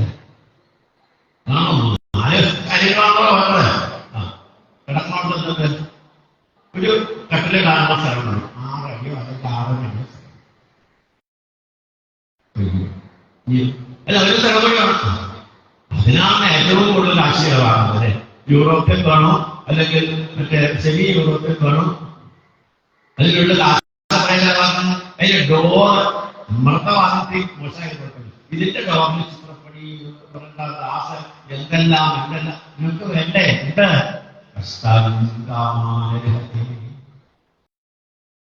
എന്നാൽ ഈ വക കാര്യങ്ങൾ സൗകര്യത്തോടുകൂടി നടത്തുന്ന ആൾക്കാരുണ്ട്. അതറിയോ? വൈകുന്നേരത്തിന്റെ പേര് പറഞ്ഞാൽ വന്നതുപോലെ ശരിയാണ്. കാരണം വെച്ചാൽ വിട്ടുലെന്നൊക്കെ പറഞ്ഞിട്ടുണ്ടെന്ന് വെച്ചാൽ ഭാഗവതം നന്നാക്കി പറഞ്ഞിട്ടുണ്ട്. സത്യവസ്തു ഇതിനെ പറഞ്ഞിട്ടുള്ളൂ.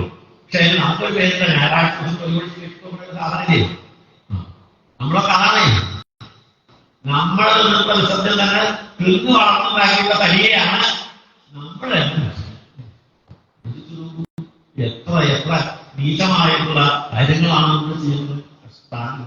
ഇതാണോ നമ്മള് ജോലി ചെയ്ത് കാശിനാക്കി കഴിച്ചിട്ടുണ്ടെങ്കിൽ ഇതിന് വേണ്ടിയിട്ടാണോ? അവർക്കോ അവർ വാങ്ങണമെന്നുണ്ടെങ്കിൽ ഏതെങ്കിലും ഒരു പഴഞ്ഞിട്ടായാൽ മതി. പിന്നെ ഭക്ഷണം കഴിക്കണമെന്നുണ്ടെങ്കിൽ ഏത് വിസർജ്ജവസ്തുവും കൊടുക്കും. കുട്ടികളാണെന്നുണ്ടെങ്കിൽ നമുക്ക് 2 കുട്ടികളുണ്ടായാൽ 2 3 ഫോട്ടോ എടുത്തു, 4 ലെറ്റർ കൊടുത്തു, ഒന്നിച്ചിട്ടായാലും ഇത് 20 കുട്ടികളുണ്ടാവാം. കൃഷി പന്നി കൃഷിനാവാം ഒരു കൂടിയാണ്. പിന്നെ അവരെ പോലെ ജീവിക്കണതാണോ നല്ലത്? അതോ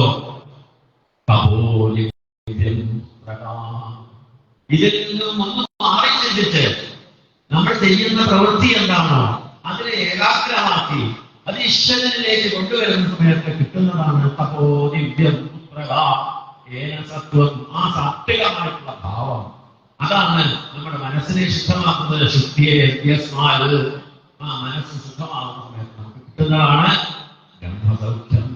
അനന്തം അനന്തമായിട്ടുള്ള ആ ബ്രഹ്മസൗഖ്യം. ബ്രഹ്മസൗഖ്യമുള്ള വാക്കൊക്കെ കേട്ട് പേടിക്കുന്നുമല്ല.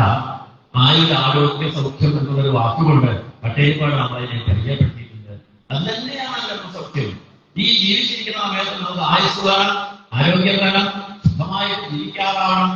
ആരോഗ്യ സൗഖ്യം ഇതിലുള്ള ഒരാളെ സംബന്ധിച്ചിടത്തോളം ഉണ്ടാവുക എന്നതാണ് ഓരോ ജീവന്റെയും ലക്ഷ്യം. അതിനു വേണ്ടിയിട്ടാണ് പ്രയത്നിക്കുന്നത്. കാരണം ഈ ശരീരം കൊണ്ട് മാത്രമേ ഭഗവാനിലേക്ക് എത്താൻ സാധിക്കുള്ളൂ. അതുകൊണ്ട്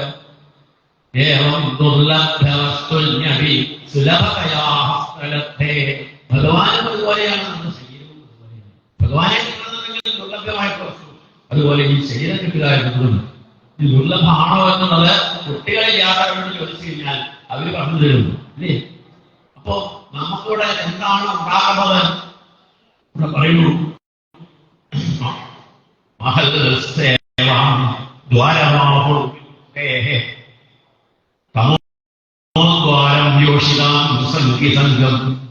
ഇത് ചെയ്യാനുള്ള ഒരു പ്രവൃത്തി മാത്രമേ ഉള്ളൂ. എവിടെയാണോ ഭാഗവത സപ്താഹം നടക്കുന്നത്, എവിടെയാണോ സത്സംഗങ്ങളുള്ളത്, ആ സത്യങ്ങളുടെ അടുത്ത് പോയി ഇരിക്കുക, അത്രേ ഉള്ളൂ. പിന്നെ ബാക്കി കാര്യങ്ങളൊന്നും അവര് നോക്കിക്കോളും. അത് ശരി, ഇത്ര എളുപ്പമായിട്ടുള്ളതാണോ? എന്നാൽ മുക്തി ദ്വാരത്തിലേക്കാണ് നമ്മുടെ വഴി. വടക്കോട്ട് അല്ലെങ്കിൽ യോഷിതാം സംഗീസംഗം നേരെ തെക്കോട്ടുള്ള വഴി തെളിയിച്ച്, അതാണ് നരകത്തിലേക്കുള്ള വഴി. യോഷിതാം സംഗീസംഗം എന്ന് പറഞ്ഞാൽ അതിന് സ്ത്രീകളുമായിട്ടുള്ളത് എന്നൊക്കെ പറഞ്ഞ വ്യാഖ്യാനം പറയാം. പക്ഷെ ഈ ജീവിതത്തിലുള്ള വിഷയങ്ങളുമായിട്ടുള്ള ബന്ധമാണ്. എന്താണോ നമ്മളുടെ ജീവിതത്തിൽ വീണ്ടും വീണ്ടും വേണമെന്ന് തോന്നുന്നതും അതുകൊണ്ടുള്ള ആസക്തി ഉണ്ടാകുന്നതും അതാണ് വിഷയങ്ങൾ. ആ വിഷയങ്ങളുമായിട്ടുള്ള ബന്ധം നമുക്ക് ഉള്ളോടത്തോളം കാലം നമുക്ക് ഒരിക്കലും ഇവിടെ ആ തമോദ്വാരത്തിൽ നിന്ന് രക്ഷപ്പെടാൻ സാധിക്കില്ല. എന്നാൽ എങ്ങനെ അതിൽ നിന്നും രക്ഷപ്പെടാൻ സാധിക്കും? സജ്ജനങ്ങളുമായിട്ടുള്ള ആ സംസർഗത്തെ കൂടെ. ഇത് ഈ അവസാനം വരെ ഭാഗവതത്തിൽ നിന്ന് സൂക്ഷിക്കുന്ന വാക്കാണ് സത്സംഗം. ഈ സത്സംഗത്തെ പറ്റി ഭഗവാൻ തന്നെ പറയുന്നുണ്ട്. അവസാനം 14-ാമത്തെ അധ്യായം ഏകാദശത്തിൽ പറയുന്നുണ്ട്, അത്രയും സത്സംഗികളായിട്ടുള്ള ഭക്തന്മാരായിട്ടുള്ളവരുടെ പിന്നാലെ ഞാൻ നടക്കും.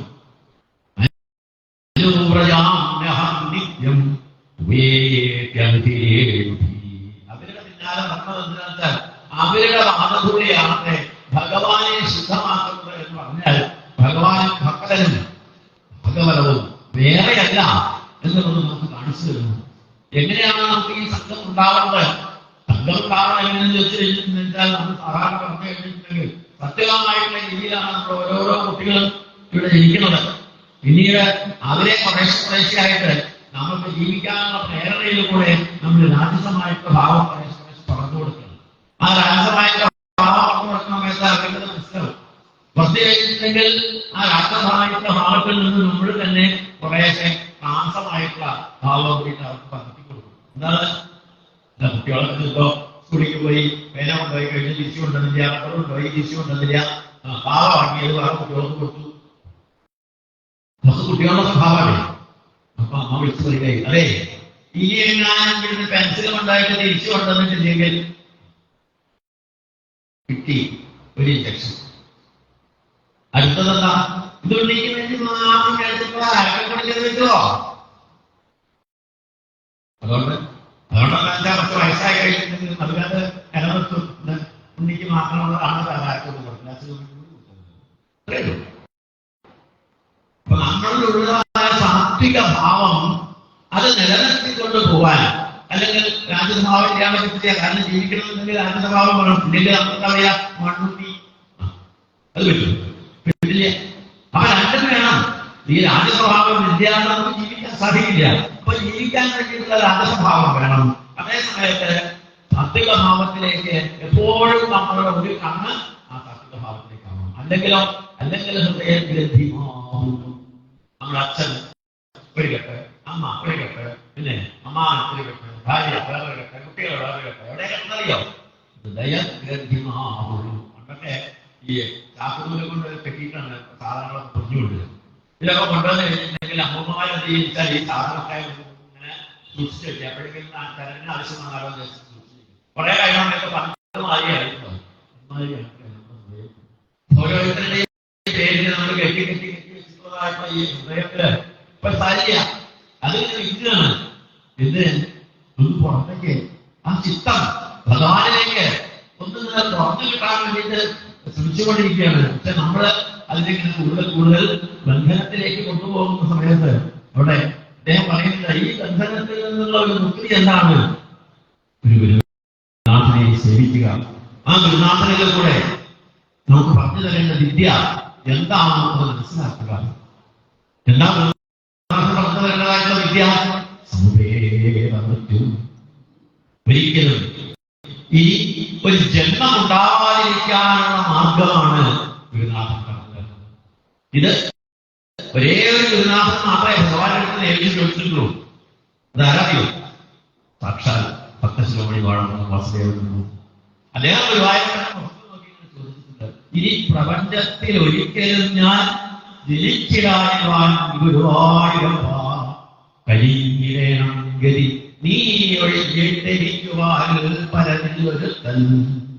നമുക്ക് ഈ ജനിമതികാവുന്ന ഈ ജീവിതത്തിൽ നിന്നും നീ ഒരിക്കലും ജനിക്കാതിരിക്കാൻ എന്താണോ വേണ്ടത് അത് പറഞ്ഞു കൊടുക്കുന്നതാണ് ഗുരുനാഥൻ. അത് പറഞ്ഞു കൊടുക്കാത്ത ഗുരുനാഥനല്ല, അച്ഛനല്ല, അമ്മയല്ല, ബന്ധുക്കളല്ല. അമ്മ പാല് കൊടുക്കുന്ന സമയത്ത് ആ കുട്ടിക്ക് അമ്മിഞ്ഞ കൊടുക്കുന്ന സമയത്ത് അതിന്റെ കൂടെ നാരായണ എന്ന് പറയാൻ പഠിപ്പിക്കുക. ആദ്യം ആ എന്നുള്ള അക്ഷരമാണ് പറഞ്ഞതെങ്കിൽ അമ്മ എന്നുള്ളത് പറയാനാണ് പഠിപ്പിക്കുന്നതെന്നുണ്ടെങ്കിൽ ആ അമ്മയുടെ കൂടെ അമ്മി നാരായണ എന്നുള്ളത് പറയാൻ പഠിപ്പിക്കാത്തതായിട്ടുള്ള ആ അമ്മ ഒരിക്കലും അമ്മയാകുന്നില്ല.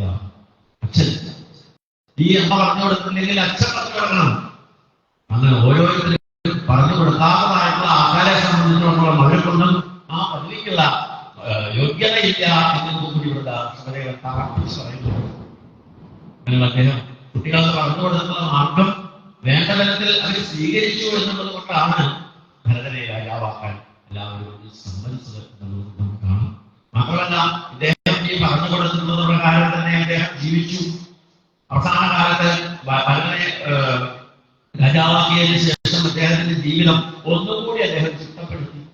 പിന്നെ രാജകരക്രിയ എന്നുള്ള രീതിയിലൊക്കെ അദ്ദേഹം അവധൂതനായിട്ട് കാട്ടിലെ കൂടെ സഞ്ചരിച്ചു. ആരും അടുത്തേക്ക് വരരുത് എന്ന് വിചാരിച്ചുകൊണ്ട് നല്ല വായനിട്ടുകൊണ്ടും അതുപോലെ തീയും ഒക്കെ നടന്നു കുറച്ചു കാലം. അവസാനം ഇദ്ദേഹത്തിന്റെ ഈ വ്രതചര്യകളിലൊക്കെ സന്തോഷിച്ചിട്ട് അഷ്ട ഐശ്വര്യങ്ങളൊക്കെ പാടാൻ വേണ്ടിയിട്ട് ഒരു ദിവസം ഇദ്ദേഹത്തിന്റെ മുമ്പിൽ വന്നു.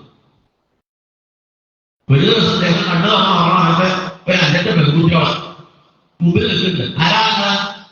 ഞാൻ മഹിമ. നീ മഹിമ എന്തിനാണ് ഞങ്ങൾ അങ്ങനെ സേവിക്കാവുന്നതാണ്. എനിക്ക് നിങ്ങളുടെ സേവനം ആവശ്യമില്ല. അപ്പോൾ അവർക്ക് വിഷമായി. ഞങ്ങളെ കിട്ടാൻ വേണ്ടിയിട്ട് ഓരോരുത്തർ തപസ് ചെയ്യാണ്. ഞങ്ങളെ വേണ്ടാന്ന് പറഞ്ഞേക്ക് അവർക്ക് ദേഷ്യമാണ്. അതിൽ ഒരുത്തി പറഞ്ഞു എന്നാ അയാൾ അങ്ങനെ ഒറ്റയ്ക്ക് സുഖിക്കണ്ടെന്ന് പറഞ്ഞുകൊണ്ട് അദ്ദേഹത്തിന്റെ പുറത്തേക്ക് പോകുന്നതായിട്ടുള്ള വിസർജനങ്ങളൊന്നും പോലും സുരഭിച്ചകാര ഗന്ധമുള്ളതാക്കി കൊടുക്കുന്നു. എന്തായി സ്വാതന്ത്ര്യം പോയി. ആലോചിച്ച് നോക്കൂ, ചിലരൊക്കെ ബസ് കയറി കഴിഞ്ഞിട്ടുണ്ടെങ്കിൽ ആ പിൻഭാഗത്തെ സീറ്റിൽ കൂടെ കയറി കഴിഞ്ഞിട്ടുണ്ടെങ്കിൽ നമുക്ക് മനസ്സിലാവും മൂക്കുന്ന ആൾക്കാരെ. ഇത് ഈ മൂക്കുന്ന ആൾക്കാരെ വേറെയില്ലേ, ഇത് എത്ര ദശയോജനം 10 യോജനം ദൂരം അദ്ദേഹത്തിന് ഇറങ്ങി നടക്കാൻ പറ്റില്ല. ഇദ്ദേഹം എവിടെയാണെന്നത് കണ്ടുപിടിക്കാൻ ആൾക്കാർ പറയുന്നു. അതുകൊണ്ട് ജീവിതത്തിലുള്ള ആ സ്വകാര്യത നഷ്ടപ്പെട്ടു. എങ്കിലും അദ്ദേഹം ആ ജീവിതം തുടർന്ന് കുറച്ചു കാലം അദ്ദേഹം ജീവിച്ചു വരുന്നു. അപ്പോഴാണത്രേ ഒരു കാട്ടുതീയെ വന്നിട്ട് ജന്തുക്കളൊക്കെ എത്തുപോകുന്നത് കണ്ടപ്പോൾ അദ്ദേഹം ആ കാട്ടുതീയിലേക്ക് എടുത്ത് ഇറങ്ങി നടന്നു. അപ്പോഴാണ് അദ്ദേഹത്തിന്റെ പിന്നിൽ ഞങ്ങളുടെ ശബദവാർത്തയ എന്ന് പറഞ്ഞുകൊണ്ട് കുറെ ആൾക്കാരുണ്ടായിരുന്നു. ഫാൻസ് ഉണ്ടാവുമല്ലോ. അവസാനം അദ്ദേഹം കാട്ടിലേക്ക് സ്വീകരിക്കാൻ ഇറങ്ങി നടന്ന സമയത്തെ ഇതൊന്നും ഞങ്ങളെ കൊണ്ട് പറ്റിയേക്കും അവരൊക്കെ തിരിച്ചുപോയി. യോഗപ്രശ്നന്മാരാ അവര് വെന്തുപോകുന്നതായ അല്ലെങ്കിൽ നശിച്ചു പോകുന്നതായിട്ടുള്ള ജീവികൾ കൂടി അദ്ദേഹം തന്റെ ശരീരത്തെ കൂടി അത് ദഹിപ്പിച്ച് എന്നതാഹ അവർക്ക് കൂടി മോക്ഷം കൊടുത്തു എന്ന് പരീക്ഷിത് മഹാരാജാവിന്റെ ശിശുവിനെ കുറിച്ച് പറയുമ്പോ പരീക്ഷിത് മഹാരാജാവ് ചോദിക്കുന്നു, അല്ല ഈ കാണുന്നവർക്കൊക്കെ മോക്ഷം കൊടുക്കുക ഭഗവാന് പണി അല്ലേ? ഭഗവാൻ അത് തന്നെയാണ്. കാരണം എന്താ ഭക്തിന്ദാതി ഭക്തിയോഗം ഭഗവാന് മുക്തി കൊടുക്കുക എന്ന് പറഞ്ഞു കഴിഞ്ഞാൽ ഒരു ബുദ്ധിമുട്ടില്ല. എപ്പോ കാണുന്നത് 4 വർണ്ണങ്ങളിൽ ചോദിച്ചാലും ഭഗവാൻ കൃഷ്ണാവതാരകാലത്ത് എത്ര എത്ര എത്ര ആൾക്കാരാണ് ഭഗവാനിൽ നിന്ന് മുക്തി കഴിക്കുന്നത്. പക്ഷേ ഭക്തിയാവും. നമ്മൾ നേരത്തെ ഇവിടെ പറഞ്ഞിട്ടുള്ളതായിട്ടുള്ള മഹാരാജാവിന്റെ ചരിത്രം കണ്ട സമയത്ത് അദ്ദേഹത്തിന്റെ അടുത്ത് അദ്ദേഹം പ്രാർത്ഥിച്ചു. എന്താ പ്രാർത്ഥിച്ചത്? കർണായകേശ്വരി വരാ ഭഗവാന്റെ കീർത്തനങ്ങൾ ഭഗവാന്റെ ഭക്തകൾ അത് കേൾക്കാൻ വേണ്ടിയിട്ട് 10,000 ചെവി വേണം എന്നുള്ള അദ്ദേഹം പറഞ്ഞു. അവസാനം ഇതൊന്നും അല്ല വേണ്ടതെന്നുള്ളത് അദ്ദേഹത്തിന് തന്നെ മനസ്സിലായി. കാരണം എന്താ ചോദിക്കുന്നത് എന്നുള്ളത് എനിക്കറിയില്ല. അതുകൊണ്ട് ബാലവികാരം പിതാശ്രയം ഒരു കുട്ടി അച്ഛൻ്റെ ചോദിക്കുകയാണ്, അച്ഛാ എനിക്കത് വേണം ഇത് വേണം എന്ന് പറഞ്ഞു കഴിഞ്ഞാൽ സാധാരണ പിതാവത്ത് അങ്ങി കൊടുക്കാറില്ല. എന്താ വെച്ചാൽ അവർക്ക് ഹിതമായിട്ടുള്ളതാണോ ഒന്നും അങ്ങനെ പ്രിയമായിട്ടുള്ളതൊന്നും എനിക്കറിയില്ല. പ്രിയം വേണം, പക്ഷെ അത് ഹിതവും കൂടി ആണെന്നുണ്ടെങ്കിൽ അതേ അച്ഛന്മാർ മേടിച്ചു കൊടുക്കാറുള്ളൂ. അതുപോലെ എനിക്ക് ഹിതമായിട്ടുള്ള എന്താണോ അത് സമാധി എന്നുള്ള ഭാവത്തോടു കൂടിയിട്ട് പറഞ്ഞപ്പോ അവരെ ഭക്തി കൊടുത്തു. ഇങ്ങനെ വിരലിൽ എണ്ണാവുന്നവർക്ക് പോലെയുള്ള വിരലിൽ എണ്ണാവുന്നവർക്ക് മാത്രമാണ് ഭഗവാൻ ഭക്തി കൊടുക്കുന്നത് എങ്കിൽ കുട്ടിന്തായി എപ്പോഴാണെന്നെങ്കിലും കുട്ടി കൊടുക്കണം എന്നുള്ളതായ അശ്വദേവന്റെ ചരിത്രം. പിന്നീടുകളെ ഭരതൻ, അദ്ദേഹത്തിന്റെ മുഖമാനായിട്ടുള്ള ഭരതൻ, അദ്ദേഹം രാജ്യഭരിക്കുന്ന സമയത്തും പിന്നെ പിതാമഹവത കുരുവത്സരതയാണെന്ന വാക്ക്. എങ്ങനെയാണോ അച്ഛൻ രാജ്യം ഭരിച്ചിരിക്കുന്നത് അതിനേക്കാൾ ഒരു പടി കൂടി ഉണ്ടാകും മുത്തശ്ശൻ രാജ്യം ഭരിക്കുന്നത്. മുത്തശ്ശൻ പറഞ്ഞാൽ കുട്ടികളൊക്കെ മുത്തശ്ശന്മാരെ വലിയ ഇഷ്ടമാണ്. മുട്ടായി കൊടുക്കാൻ മാത്രമല്ല അവിടെ കൊടുക്കും ഇല്ലേ. അച്ഛന്മാരാണെന്ന് ചിലപ്പറ്റിയില്ല, കാരണം അവർക്ക് വേറെ പണിയില്ല. കാരണം പോയി പഠിക്കുന്നുള്ളൂ, അല്ലെങ്കിൽ മുത്തശ്ശനോട് പോയി പറയുന്നത് അല്ലേ. പക്ഷെ മുത്തശ്ശന്മാരെ പറയോ? പറയില്ല. നീ ഒരു വഴിയിരുത്തും പറഞ്ഞു കൊടുത്തു മുത്തശ്ശന്മാര്. അതുപോലെ തന്റെ പ്രജകളെ മുത്തശ്ശന്മാർ എങ്ങനെയാണോ കുട്ടികളെ പേരക്കുട്ടികളെ നോക്കുന്നത് അതുപോലെ രാജ്യം ധരിച്ചു വരുന്നു. അദ്ദേഹത്തിന് കുറച്ച് വേഗത്തില്, കാരണം ഭഗവാനെ സേവിക്കുകയാണ് ഏറ്റവും പ്രാധാന്യം എന്നുള്ളത് മനസ്സിലാക്കിക്കൊണ്ട് അദ്ദേഹം കുറച്ച് നേരത്തെ മുമ്പത്തമായിട്ടുള്ള സ്മൃതിയെ രാജ്യഭാരം ഏൽപ്പിച്ച് അദ്ദേഹം സൂര്യനെ അർച്ചിക്കാൻ വേണ്ടിയിട്ട്, സൂര്യർച്ച യാഗം ചെയ്യാൻ വേണ്ടിയിട്ട് അദ്ദേഹം ഗായത്രി മന്ത്രം ചൊല്ലിക്കൊണ്ട് നാട്ടിൽ പോയി പ്രദർശിച്ചു. ആ സമയത്താണല്ലേ ഇദ്ദേഹത്തിന് ഒരു അർത്ഥം പറ്റിയാണ്. കാരണം ഈ പ്രാരബ്ധ കർമ്മം എന്നുള്ളത് ഒരിക്കലും നമുക്ക് വിട്ടുകളയാൻ പറ്റില്ല. കാരണം നമ്മുടെ ജീവിതത്തില് ഏറ്റവും പ്രധാനപ്പെട്ടിട്ടുള്ളതാണ് ഈ പ്രാരബ്ധം. അത് ആരെ കൊണ്ട് മാറ്റാൻ സാധിക്കില്ല. ഈ പ്രാരബ്ധം ഭരതനാണ് പ്രാരബ്ധത്തിൽ അദ്ദേഹത്തിന്റെ ജീവിതത്തിലെ എല്ലാ കാര്യങ്ങളും അദ്ദേഹം മുന്നമായി പോസിറ്റീവാണ്. പക്ഷെ എന്താണ് അദ്ദേഹത്തിന് നെഗറ്റീവ് പറ്റിയത്? കുറച്ച് നേരത്തെ വൈരാഗ്യം എന്നുള്ളത് മാത്രമാണോ? അല്ല, ഒരു ജീവനെ രക്ഷിച്ചു എന്നുള്ളതാണ്. അതുമല്ല, നമ്മൾ നമ്മളുടേതായിട്ടുള്ള ഒരു ജീവിത രീതി തിരഞ്ഞെടുക്കാൻ സാധിച്ചാലും നമ്മളിൽ ഉള്ളതായിട്ടുള്ള പ്രാരബ്ധ കർമ്മങ്ങൾ അത് പരിപൂർണമായിട്ട് തീരാതെ ഭഗവാനിലേക്ക് എത്താൻ സാധിക്കും. എന്നാൽ നമ്മളിതൊക്കെ പഠിക്കുന്നത് വായിക്കുന്നത് എന്ത് വരില്ല, നമ്മുടെ പ്രാരബ്ധമൊന്നും ഇല്ലാന്നുണ്ടെങ്കിൽ അതെ നമ്മൾക്കുള്ള പ്രാരബ്ധം എന്താണെന്നുള്ളത് നമുക്കറിയില്ല. അപ്പൊ ആ പ്രാരബ്ധങ്ങളെല്ലാം ദുഃഖം അസുഖം ഏത് എന്റെ പ്രാരബ്ധമാണ് എന്ന് മനസ്സിലാക്കാനെങ്കിലും നമ്മളെ കൊണ്ട് സാധിക്കുമോ? അവിടെയാണ് നമ്മൾക്ക് വരുന്ന പ്രാരബ്ധകർമ്മമാണ് ഇത് ഞാൻ അനുഭവിച്ചേ കിട്ടൂ. പണ്ട് രമണ മഹർഷി പരിചയപ്പെട്ട ആവശ്യം അദ്ദേഹത്തിന് ഒരു വലിയൊരു ഗുരുവോ ഗുണമോ ഉണ്ടായി. അത് ഡോക്ടർ ഓപ്പറേഷൻ ചെയ്യുന്നു.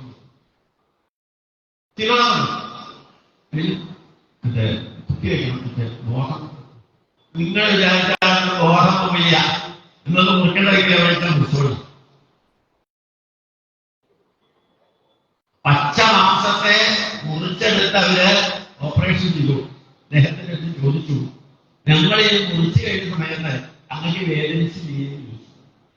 അദ്ദേഹം ഒരേ ഒരു വാക്യമാണ്, ആ മുറിച്ചെടുക്കുന്ന സമയത്ത് അവിടെ വേദനിക്കുന്നുണ്ട് എന്നുള്ള മനസ്സ് എന്റെ മനസ്സ് വേദനിക്കുകയാണ്. വേദനിക്കുന്നുണ്ട് എന്നുള്ള മനസ്സ് വരുമ്പോഴാണ്, മനസ്സ് വേദനിക്കുമ്പോഴാണ് നമുക്ക് കാണാൻ പറ്റാൻ വരുന്നത്. അപ്പൊ അതിന്റെ പ്രാരംഭമാണ്. അവിടുന്ന് അത്രയും മാസം മുറിച്ച് കളയുന്നത് ആ ഭാഗത്തിന്റെ പ്രാരംഭമാണ്. അത് മുറിച്ച് കൊണ്ടുപോട്ടെ എന്നുള്ള രീതിയിൽ പറയാറാവണമെന്നുണ്ടെങ്കിലും അതാണ് പ്രാരംഭമാണ് പ്രത്യേകത.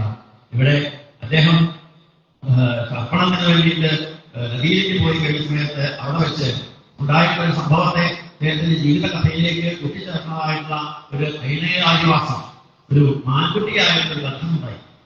തർപ്പണം ചെയ്യുന്ന സമയത്ത് അദ്ദേഹത്തിന്റെ ഒരു ദുഃഖത്തിന്റെ നാദം കേട്ടോ, അതിന് പിന്നിൽ മുമ്പിൽ ഓടി വരുന്നതിനുള്ള മാൻപേട, ഗർഭിണിയായിട്ടുള്ള മാൻപേട നദിയിലെത്തുന്ന സമയത്ത് ആ വെള്ളത്തിലേക്ക് പ്രസവിച്ചു. മാത്രമല്ല നാട്ടിലേക്ക് ചാടിക്കിടന്ന സമയത്ത് അവിടെ വെച്ച് മരിച്ചു കൂടുന്നു. ഇതിൽ മാത്രമല്ല ഇദ്ദേഹം നിൽക്കുന്നതായിട്ടുള്ള ആ കടവിലൂടെ യാത്രയായി കുട്ടി ഒഴുകി വന്നത്. ഒരു സെക്കൻഡ് അദ്ദേഹം ആലോചിച്ചു, പാവപ്പെട്ട ജീവൻ ഇത് ഒഴുകിപ്പോയി കഴിഞ്ഞിട്ടുണ്ടെങ്കിൽ താൻ കണ്ടുകൊണ്ട് നിൽക്കാൻ വിചാരിച്ചുകൊണ്ട് അതിനെ എടുത്തു വരയിലേക്ക് കയറ്റി വെച്ചു. അവിടെ വിട്ടാൽ മതിയായിരുന്നു. പക്ഷെ പ്രാരബ്ധത്തിൽ അവിടെ ഓരോന്നും പിന്നിൽ നിന്ന് നിൽക്കുന്നതിന്റെ പ്രാരബ്ധങ്ങളാണ്. അപ്പോഴാണ് അദ്ദേഹത്തിന് സാധനമോ അന്യമോ വേറെ ഏതെങ്കിലും മൃഗങ്ങൾ വന്നത് കഴിഞ്ഞ് താൻ ഈ രക്ഷപ്പെടുത്തിയത് വെറുതെ ആയി. തനിക്ക് രക്ഷിക്കാൻ സാധിച്ചോ? ബാലസ്ഥേനം പ്രഭാതം ചോദിച്ചിട്ടുണ്ട്, അച്ഛനാണ് ഒരു കുട്ടിയെ രക്ഷിക്കണമെന്നുണ്ടെങ്കിൽ അച്ഛൻ ജീവിക്കുമ്പോൾ കുട്ടി കഴിക്കാറുണ്ടോ? ഇവിടെ ഈ രക്ഷ അദ്ദേഹം വിചാരിച്ചില്ല. വേഗം അതിനെ എടുത്തുകൊണ്ട് ആശ്രമത്തിലേക്ക് പോയി. ആശ്രമത്തിൽ കൊടുത്തതിൽ ഇതിനെ വളർത്തുക എന്നതായി. അങ്ങനെ ആ വളർത്തുന്ന സമയത്ത് ഇദ്ദേഹത്തിന്റെ ഓരോരോ ഭഗവാൻ സേവകളും കാരണം രാവിലെ കഴിച്ചിട്ട് അതിന്റെ വാക്കുകൊണ്ട് ഏതാണ്ട് പ്രസവിച്ചിട്ടുണ്ടെങ്കിൽ അടുത്ത് പോയി കാത്തിടണം. ഈ മാൻകുട്ടിയെ ഫീഡ് ചെയ്യണം. അത് കഴിച്ചിട്ട് പുല്ല് ഇളമ്പെല്ലാം കൊടുക്കണം. കുറച്ച് കഴിച്ചിട്ടുണ്ടെങ്കിൽ ഈ മാൻകുട്ടി കഴിഞ്ഞിട്ടുണ്ടെങ്കിൽ ഇയാളെ ഇദ്ദേഹത്തെ പറഞ്ഞാൽ മുട്ടും കുരുക്കും അതൊക്കെ ചെയ്യുന്ന സമയത്ത് പരാതി കൊള്ളാം. മുത്തശ്ശന്മാരൊക്കെ കാര്യമൊക്കെ ഞാൻ വേദി വെച്ച് കഴിഞ്ഞാൽ കുട്ടികളെ ചിരിക്കുകയൊക്കെ ചെയ്യും. ഒരു സന്തോഷം. ഈ മുത്തശ്ശന്റെ സന്തോഷത്തിന് വേണ്ടിയിട്ടാണ് മുത്തശ്ശൻ ചെയ്യുന്നത് അല്ലേ? അപ്പൊ ഇതുപോലെ ഓരോ കർമ്മങ്ങളും നമ്മൾക്കിവിടെ കാണിച്ചു തരുന്നു. ഇദ്ദേഹം വേദിയിൽ വന്ന ആൺകുട്ടി വരയ്ക്കുന്ന സമയത്ത് തന്റെ വേലക്കുട്ടി വന്ന് ഉമ്മയ്ക്കാണെന്നൊക്കെയാണ് ഇദ്ദേഹത്തിന്റെ ആ മനസ്സിലുള്ള ചിന്ത. അതുകൊണ്ട് എന്തെന്ന് വെച്ചാൽ സാധാരണ കുട്ടികളെ അടുത്ത് കയറ്റി വയ്ക്കൂ.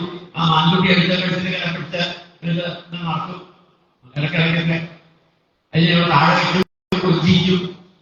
ആ ആൺകുട്ടിയോടുള്ള സ്നേഹം തന്റെ ഒരു പൗത്രനോടുള്ള സ്നേഹമായിട്ട് മാറിയതോട് കൂടിയിട്ട് ഇദ്ദേഹം ദിവസമായി ചെയ്തുകൊണ്ടിരിക്കുന്നതായിട്ടുള്ള ഭഗവത് സഭസ്മാരമാണ്. ഭഗവത് സഭകളോടും കൂടി അദ്ദേഹം മറന്നുപോയി. എന്താ ചെയ്യാ? അവസാനം ഇദ്ദേഹത്തിന്റെ അവസാന കാലം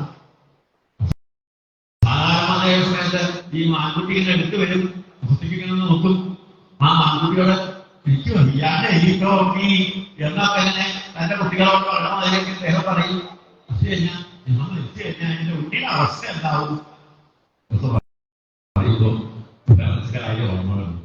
നമ്മളൊരു അമ്മൂമ്മ ഉണ്ടായിരുന്നു. അമ്മൂമ്മ എല്ലാ ദിവസവും മെക്കാനിക്കൽ ഒഴിവാക്കുന്നു.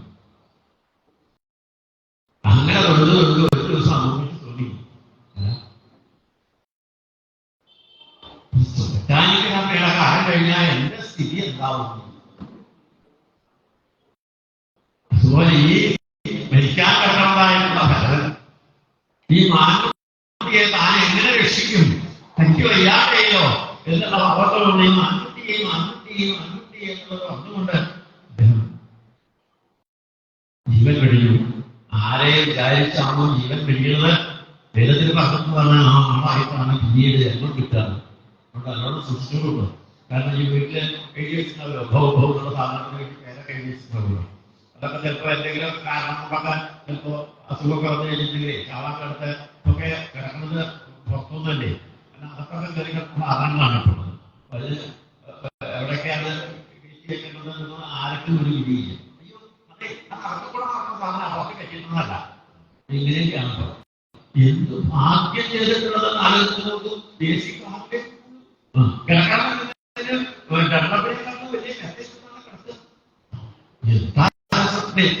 ഇതിനെ വിചാരിച്ചുകൊണ്ടാലും അതൊരു പക്ഷേ അതിന്റെ പ്രാർത്ഥന കഴിച്ചതുകൊണ്ട് ഇവരുടെ വീട്ടിൽ നന്നായിട്ട് നിൽക്കുന്നതെങ്കിൽ ചിലപ്പോ ഏതെങ്കിലും വീട് കൊണ്ടിട്ട് വൈ എന്ന് പറയാൻ ചെയ്യുന്ന സാധനമായിട്ടാണ് നമ്മൾ ചെയ്യുന്നത്. അതൊക്കെ ചിന്തിക്കുക. നമ്മുടെ ഈശ്വരനെ ലഭിക്കാൻ അല്ലെങ്കിൽ ഈശ്വര ചിന്തയിൽ ഒന്നേ മനുഷ്യനും ശാശ്വതയില്ലെങ്കിൽ എന്നുള്ള ഭാവത്തോട് കൂടിയിട്ട് ആ ഈശ്വര ചിന്തയിലേക്ക് നമ്മളെ കൊണ്ടുവരാൻ വേണ്ടിയിട്ടാണ് ഭാഗവതത്തിലെ ഓരോ കഥകളുടെയും പ്രത്യേകമായ സ്വഭാവം. ആ ജന്മത്തിലും ഇദ്ദേഹത്തിന് പൂർവജന്മ സ്ഥാനമുണ്ടായി. കാരണം ഭഗവാനെ സേവിച്ചു കഴിഞ്ഞിട്ടുണ്ടെങ്കിൽ അത് ഒരിക്കലും വെറുതെ ആവില്ല. അത് ഈ നാളെ ഈ ഭദ്രാകുമാരെന്ന് പറയുന്നത് ഭഗവത് സേവയിലൂടെ കിട്ടിയിട്ടുള്ളതാണ് ഈ മുജ്ജന്മ സുഖവരെ എന്നതെന്ന് പറയുമ്പോൾ ഈ മുമ്പ് ജന്മത്തിലുള്ള ആ ഓർമ്മ വരെ എനിക്ക് കിട്ടിയിട്ടുള്ളത് എന്ന് അദ്ദേഹം പറയുന്നുണ്ട്. ഈ മാൻജന്മത്തിൽ അദ്ദേഹം വിചാരിച്ചു ഈ ആരോട് സംഘം വേണ്ട, മറ്റുള്ള മാനുകളിൽ നിന്നൊക്കെ വേർതിരിഞ്ഞ് ഇദ്ദേഹം ഏതോ രാഷ്ട്രീയ പ്രഭാഷണത്തിൽ വന്ന് അവിടെയുള്ള ഇലക്കെ മറ്റേ ഇലകളൊക്കെ തിന്നുകൊണ്ട് ജീവിച്ച് കുറച്ചു കാലം കഴിഞ്ഞ സമയത്ത് അദ്ദേഹത്തിന് ഈ ശരീരം വേണ്ടാന്ന് തോന്നുന്നു. ആ അതിലേക്ക് ശരീരം വിളിച്ചിരുന്നു. പിന്നീടാണ് അദ്ദേഹത്തിന് ഒരു പുതിയ ജന്മം കിട്ടിയത്. ഒരു ബ്രാഹ്മണന്റെ ഇരട്ട കുട്ടികളിൽ ഒരു ഉണ്ണിയായിരിക്കും. സമയത്ത് അദ്ദേഹം വിചാരിച്ചു സംഘം ആരോടുമായിട്ടുള്ള ഒരു ബന്ധവും വേണ്ട എന്നുള്ള ഭാവത്തോട് കൂടിയിട്ട് അദ്ദേഹം ആരോടും കിട്ടാതെ പൊട്ടനായിട്ടും ജഗനായിട്ടും അഭിനയിച്ചു. ആരും പ്രവർത്തനം എന്തെങ്കിലും പറഞ്ഞു കഴിഞ്ഞിട്ടുണ്ടെങ്കിൽ ആ ഭാഗത്തേക്ക് തിരിഞ്ഞു നോക്കില്ല.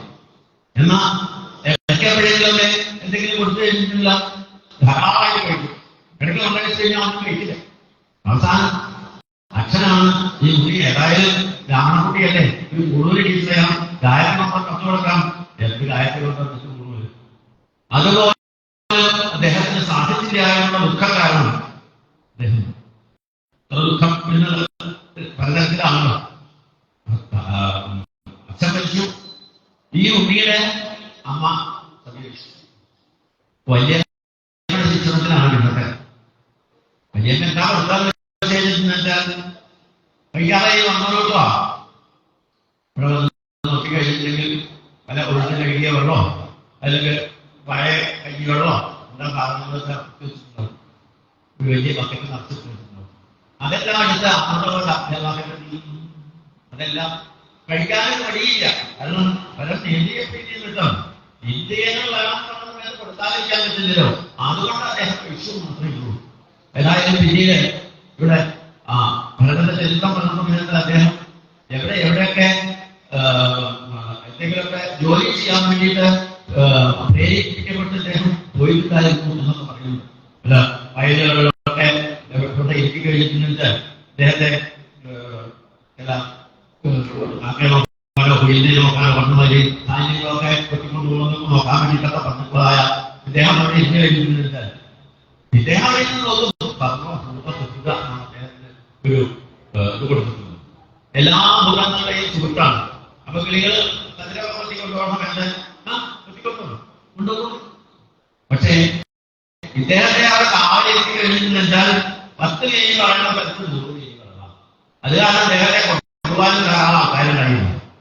ഇടയ്ക്കിടയ്ക്കൊക്കെ കൊണ്ടുകൊണ്ടേയിരിക്കും. അങ്ങനെ ഒരു പ്രാവശ്യം ഇരിക്കുന്ന സമയത്താണ് അത്രേ ഒരു കാക്കാവ രാജാവിന് കുട്ടികളില്ലാത്തത് നിരവധി കൊടുക്കണം എന്ന് പറഞ്ഞുകൊണ്ട് അവിടെ അതിനുവേണ്ടി കാര്യങ്ങളൊക്കെ തയ്യാറാക്കി അവർക്ക് വരച്ചു ബലിപീഠമൊക്കെ തയ്യാറാക്കി വെടികൊടുക്കാൻ വേണ്ടി കുട്ടിയൊക്കെ പിടിച്ചുകൊണ്ടുവന്നു.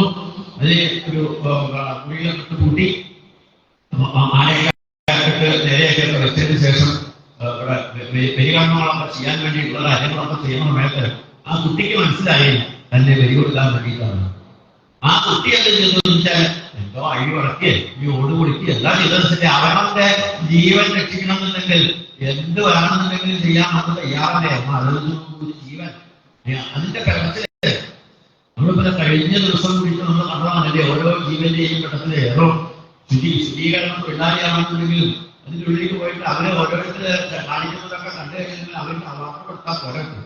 അത്രയും കാര്യങ്ങളാണ് അവർ ചെയ്തിട്ടുള്ളത്. എന്തായാലും ഇവിടെ ഈ ഭരതൻ ഈ കുട്ടി രക്ഷപ്പെട്ടു. കാവല നിർത്തിയിട്ടുള്ള ആൾക്കാർ ഇപ്പോ പോയി കഴിഞ്ഞിട്ട് ഒരു പക്ഷെ താങ്കളുടെ മലയാളം വേണമെന്നില്ല എന്നുള്ളത് വിചാരിച്ചുകൊണ്ട് വേറെ കാവലെ അന്വേഷിച്ച് ഇറങ്ങി കഴിച്ചു പോയതാണ് അത്രേ. കുറച്ചു ദൂരം നടന്നു കഴിയുമ്പോഴേ ഈ ബ്രാഹ്മണന്റെ അടുത്ത് എത്തിയത്. ഇവിടെ വന്ന് നോക്കിക്കഴിഞ്ഞ സമയത്ത് എന്താ ഇവിടെ ഇരിക്കണമെന്ന് ചോദിച്ചു. ഒന്നും വേണ്ടിയും വിട്ടുകയോ ജഗനല്ലേ പൊട്ടനല്ലേ കേൾക്കുകയില്ല വിട്ടു. എന്താ അവിടെ ഇരിക്കുന്നത്? ഞങ്ങളുടെ കൂടെ പോയിരുന്നോ? അതിന് കിട്ടിയില്ല. നമുക്ക് കാര്യം ചെയ്യാം. ഞാൻ അവിടെ വിലാസനത്തിൽ ഇരിക്കുകയാണ്. ഇരിക്കണ സമയത്ത് ഈ ചരക്കൊക്കെ ഇല്ലേ അത് നാലിൽ 2 പേരും നോക്കി കഴിഞ്ഞിട്ട് ആട്ടെ കൊണ്ടുപോയത്. നോക്കുമ്പോ എത്ര ദിവസമായിട്ട് കുളിച്ചിട്ട് ചടികൾ ഏതായാലും കുളിച്ചിന് ഇലയിലൊക്കെ കൊണ്ടുപോകാൻ ഭഗവതിക്ക് വെടി കൊടുക്കാൻ കൊണ്ടുപോകല്ലേ എന്ന് പറഞ്ഞുകൊണ്ട് ഒരു കുറച്ചിലൊക്കെ കൊണ്ടുവന്നിട്ട് ചെറുപ്പൊക്കെ കഴിയണമായിട്ട് ചൈകിയെ വരച്ച് അവസാനം നോക്കി കഴിയുന്ന സമയത്ത് ഒരു പൂടൂര് ഇത് കണ്ടപ്പോഴല്ലേ അവർക്ക് ഇത്രേ സന്തോഷമായൊരു മട്ടില് എന്റെ ബ്രാഹ്മണനായ ഭദ്രകാളികൾക്ക് സന്തോഷമാവാൻ ഇനി വേറെ എന്തെങ്കിലും വേണമെന്നാണ് ചിന്തിച്ചത്. അതുകൊണ്ട് വേഗം അദ്ദേഹത്തെ കുറിച്ചത് മാത്രമല്ല അവിടെ കൊണ്ടുപോയി ശരീരം മുഴുവനും കുങ്കുമൊക്കെ ഇങ്ങനെ പുരട്ടി അപ്പോഴാണ് ഭക്ഷണം കൊടുത്തല്ലേ അതിന് വേണ്ടിയിട്ട് കുമ്പാരായിട്ടാണ് അത്രേ സാധനങ്ങളൊക്കെ കൊണ്ടുവന്നു. അതൊക്കെ വായു വലിച്ചങ്ങനെ കഴിച്ചു. പാവം ഒന്നും വെയ്യൊട്ടും പിന്നത്തെ പഠിച്ചോളല്ലേ എന്നൊക്കെ അവര് പറഞ്ഞു പരിഹസിക്കുന്നത്. ഇതൊന്നും കേട്ടിട്ടും കേട്ടില്ല എന്ന് നടിക്കുന്നതായിട്ടുള്ള ഭക്തന്റെ മുമ്പില് അവരൊക്കെ നിസ്കാരന്മാരായി.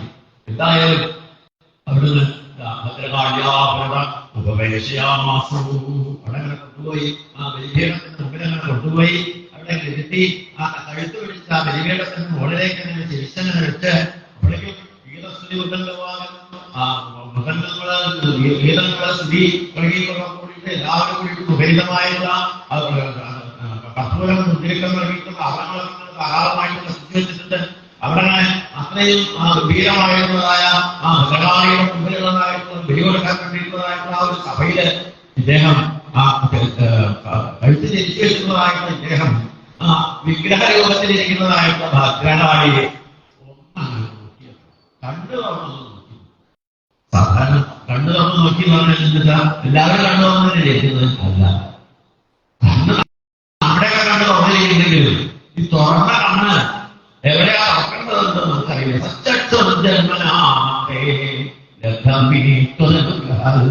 ആ കണ്ണാണ് അദ്ദേഹം തുറന്നത്. ആ നോക്കിക്കഴിഞ്ഞ ഭദ്രകാളികൾക്ക് ഇദ്ദേഹം ഒരു ചോദ്യം എന്താ ഈ 2 ജന്മമായിട്ട് ഞാൻ കാത്തിരുന്ന ഭഗവാനിലേക്ക് എത്താൻ വേണ്ടിയിട്ട് ഈ അമ്മയ്ക്ക് ബലി കൊടുത്തുകൊണ്ടാണ് എന്റെ ഈ ശരീരം ഉപേക്ഷിക്കേണ്ടത് എന്നുണ്ടെങ്കിൽ അമ്മേ സന്തോഷമായി.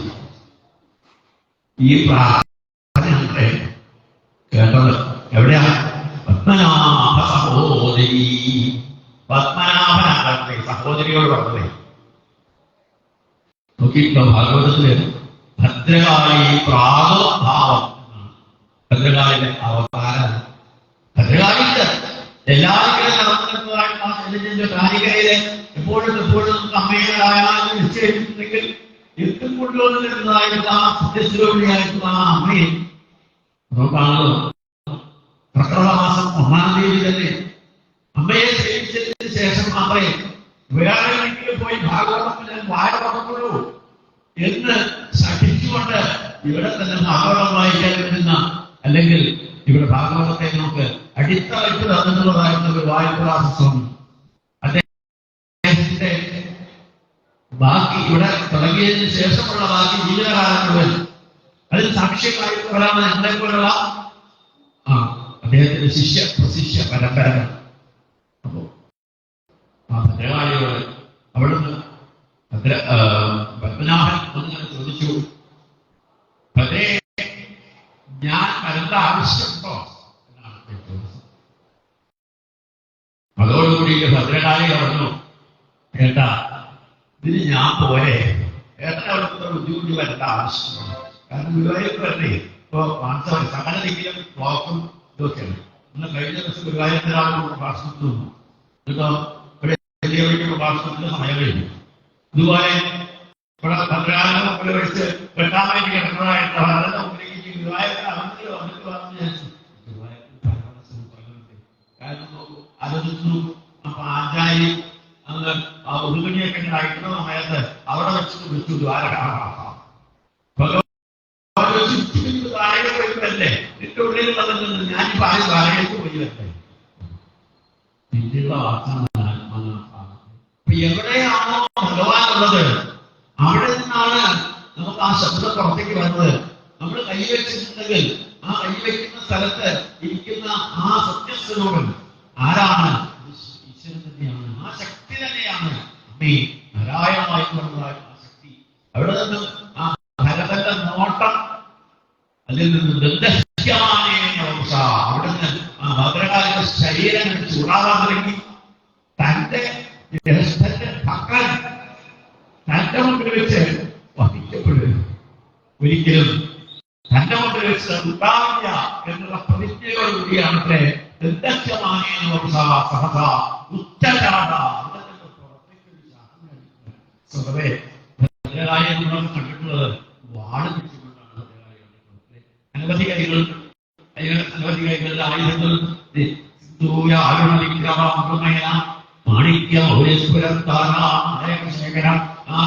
ത്രിപുരസുന്ദരിയായിരിക്കുന്നതായിട്ടുള്ള ആ ഭഗവതി അവിടെ ചാടി കഴിഞ്ഞ സമയത്ത് തന്റെ വാടകത്തെ ഇതിനെ സ്വയം എത്തിക്കുക എന്നുള്ള ഭാവത്തോടുകൂടിയാണ് അവിടെ ഇയാളെ വെട്ടാനൊക്കെയുള്ളതായിട്ടുള്ള വെളിച്ചപ്പാടിന്റെ കയ്യിൽ നിന്നും വാള് വാങ്ങിയിട്ടാണ് ആദ്യം തന്നെ വെളിച്ചപ്പാടുണ്ട് ശിരസ് വെട്ടി.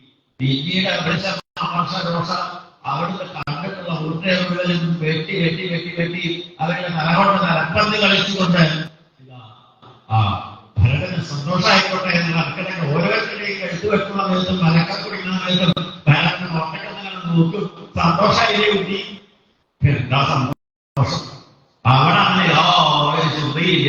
അമ്മ വന്നിട്ടുണ്ടെന്നോ തന്റെ മുമ്പിൽ നിന്ന് തന്നെ രക്ഷിച്ചുവെന്നോ ഒരു തരത്തിലുള്ള ചിന്തയും ഇല്ലാണ്ട് കുറച്ചു നേരം കഴിഞ്ഞു. കാരണം അർദ്ധരാത്രിക്ക് തുടങ്ങിയിട്ടുള്ളതായിട്ട് ഈ കളികള് അല്ലെങ്കിൽ ഈ ഇതെല്ലാം നേരെ കളിച്ചാവാറായി. ഭദ്രകാളി വിചാരിച്ചു ഒരു ടാക്സ് എങ്കിലും പറയുന്നു. എവിടെ? അവിടുന്ന് തന്റെ സമയായ കഴിഞ്ഞ സമയത്ത് വിഗ്രഹത്തിലേക്ക് തിരിച്ചെഴുതിയിട്ടുള്ള ആ ഭഗവതി ഭരതനെ ഒന്ന് കലയൊക്കെ നോക്കി ഭഗവതി ഒന്ന് നോക്കി.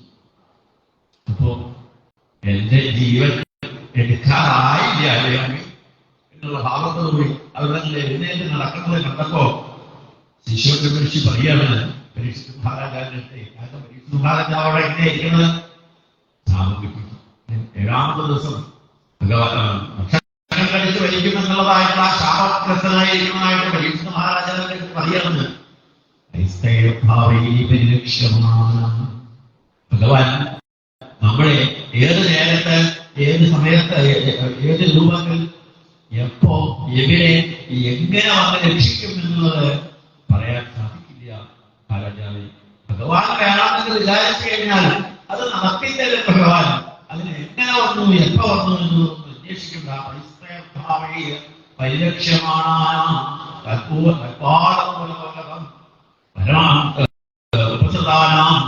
ഭാഗവതപരമഹംസാനം.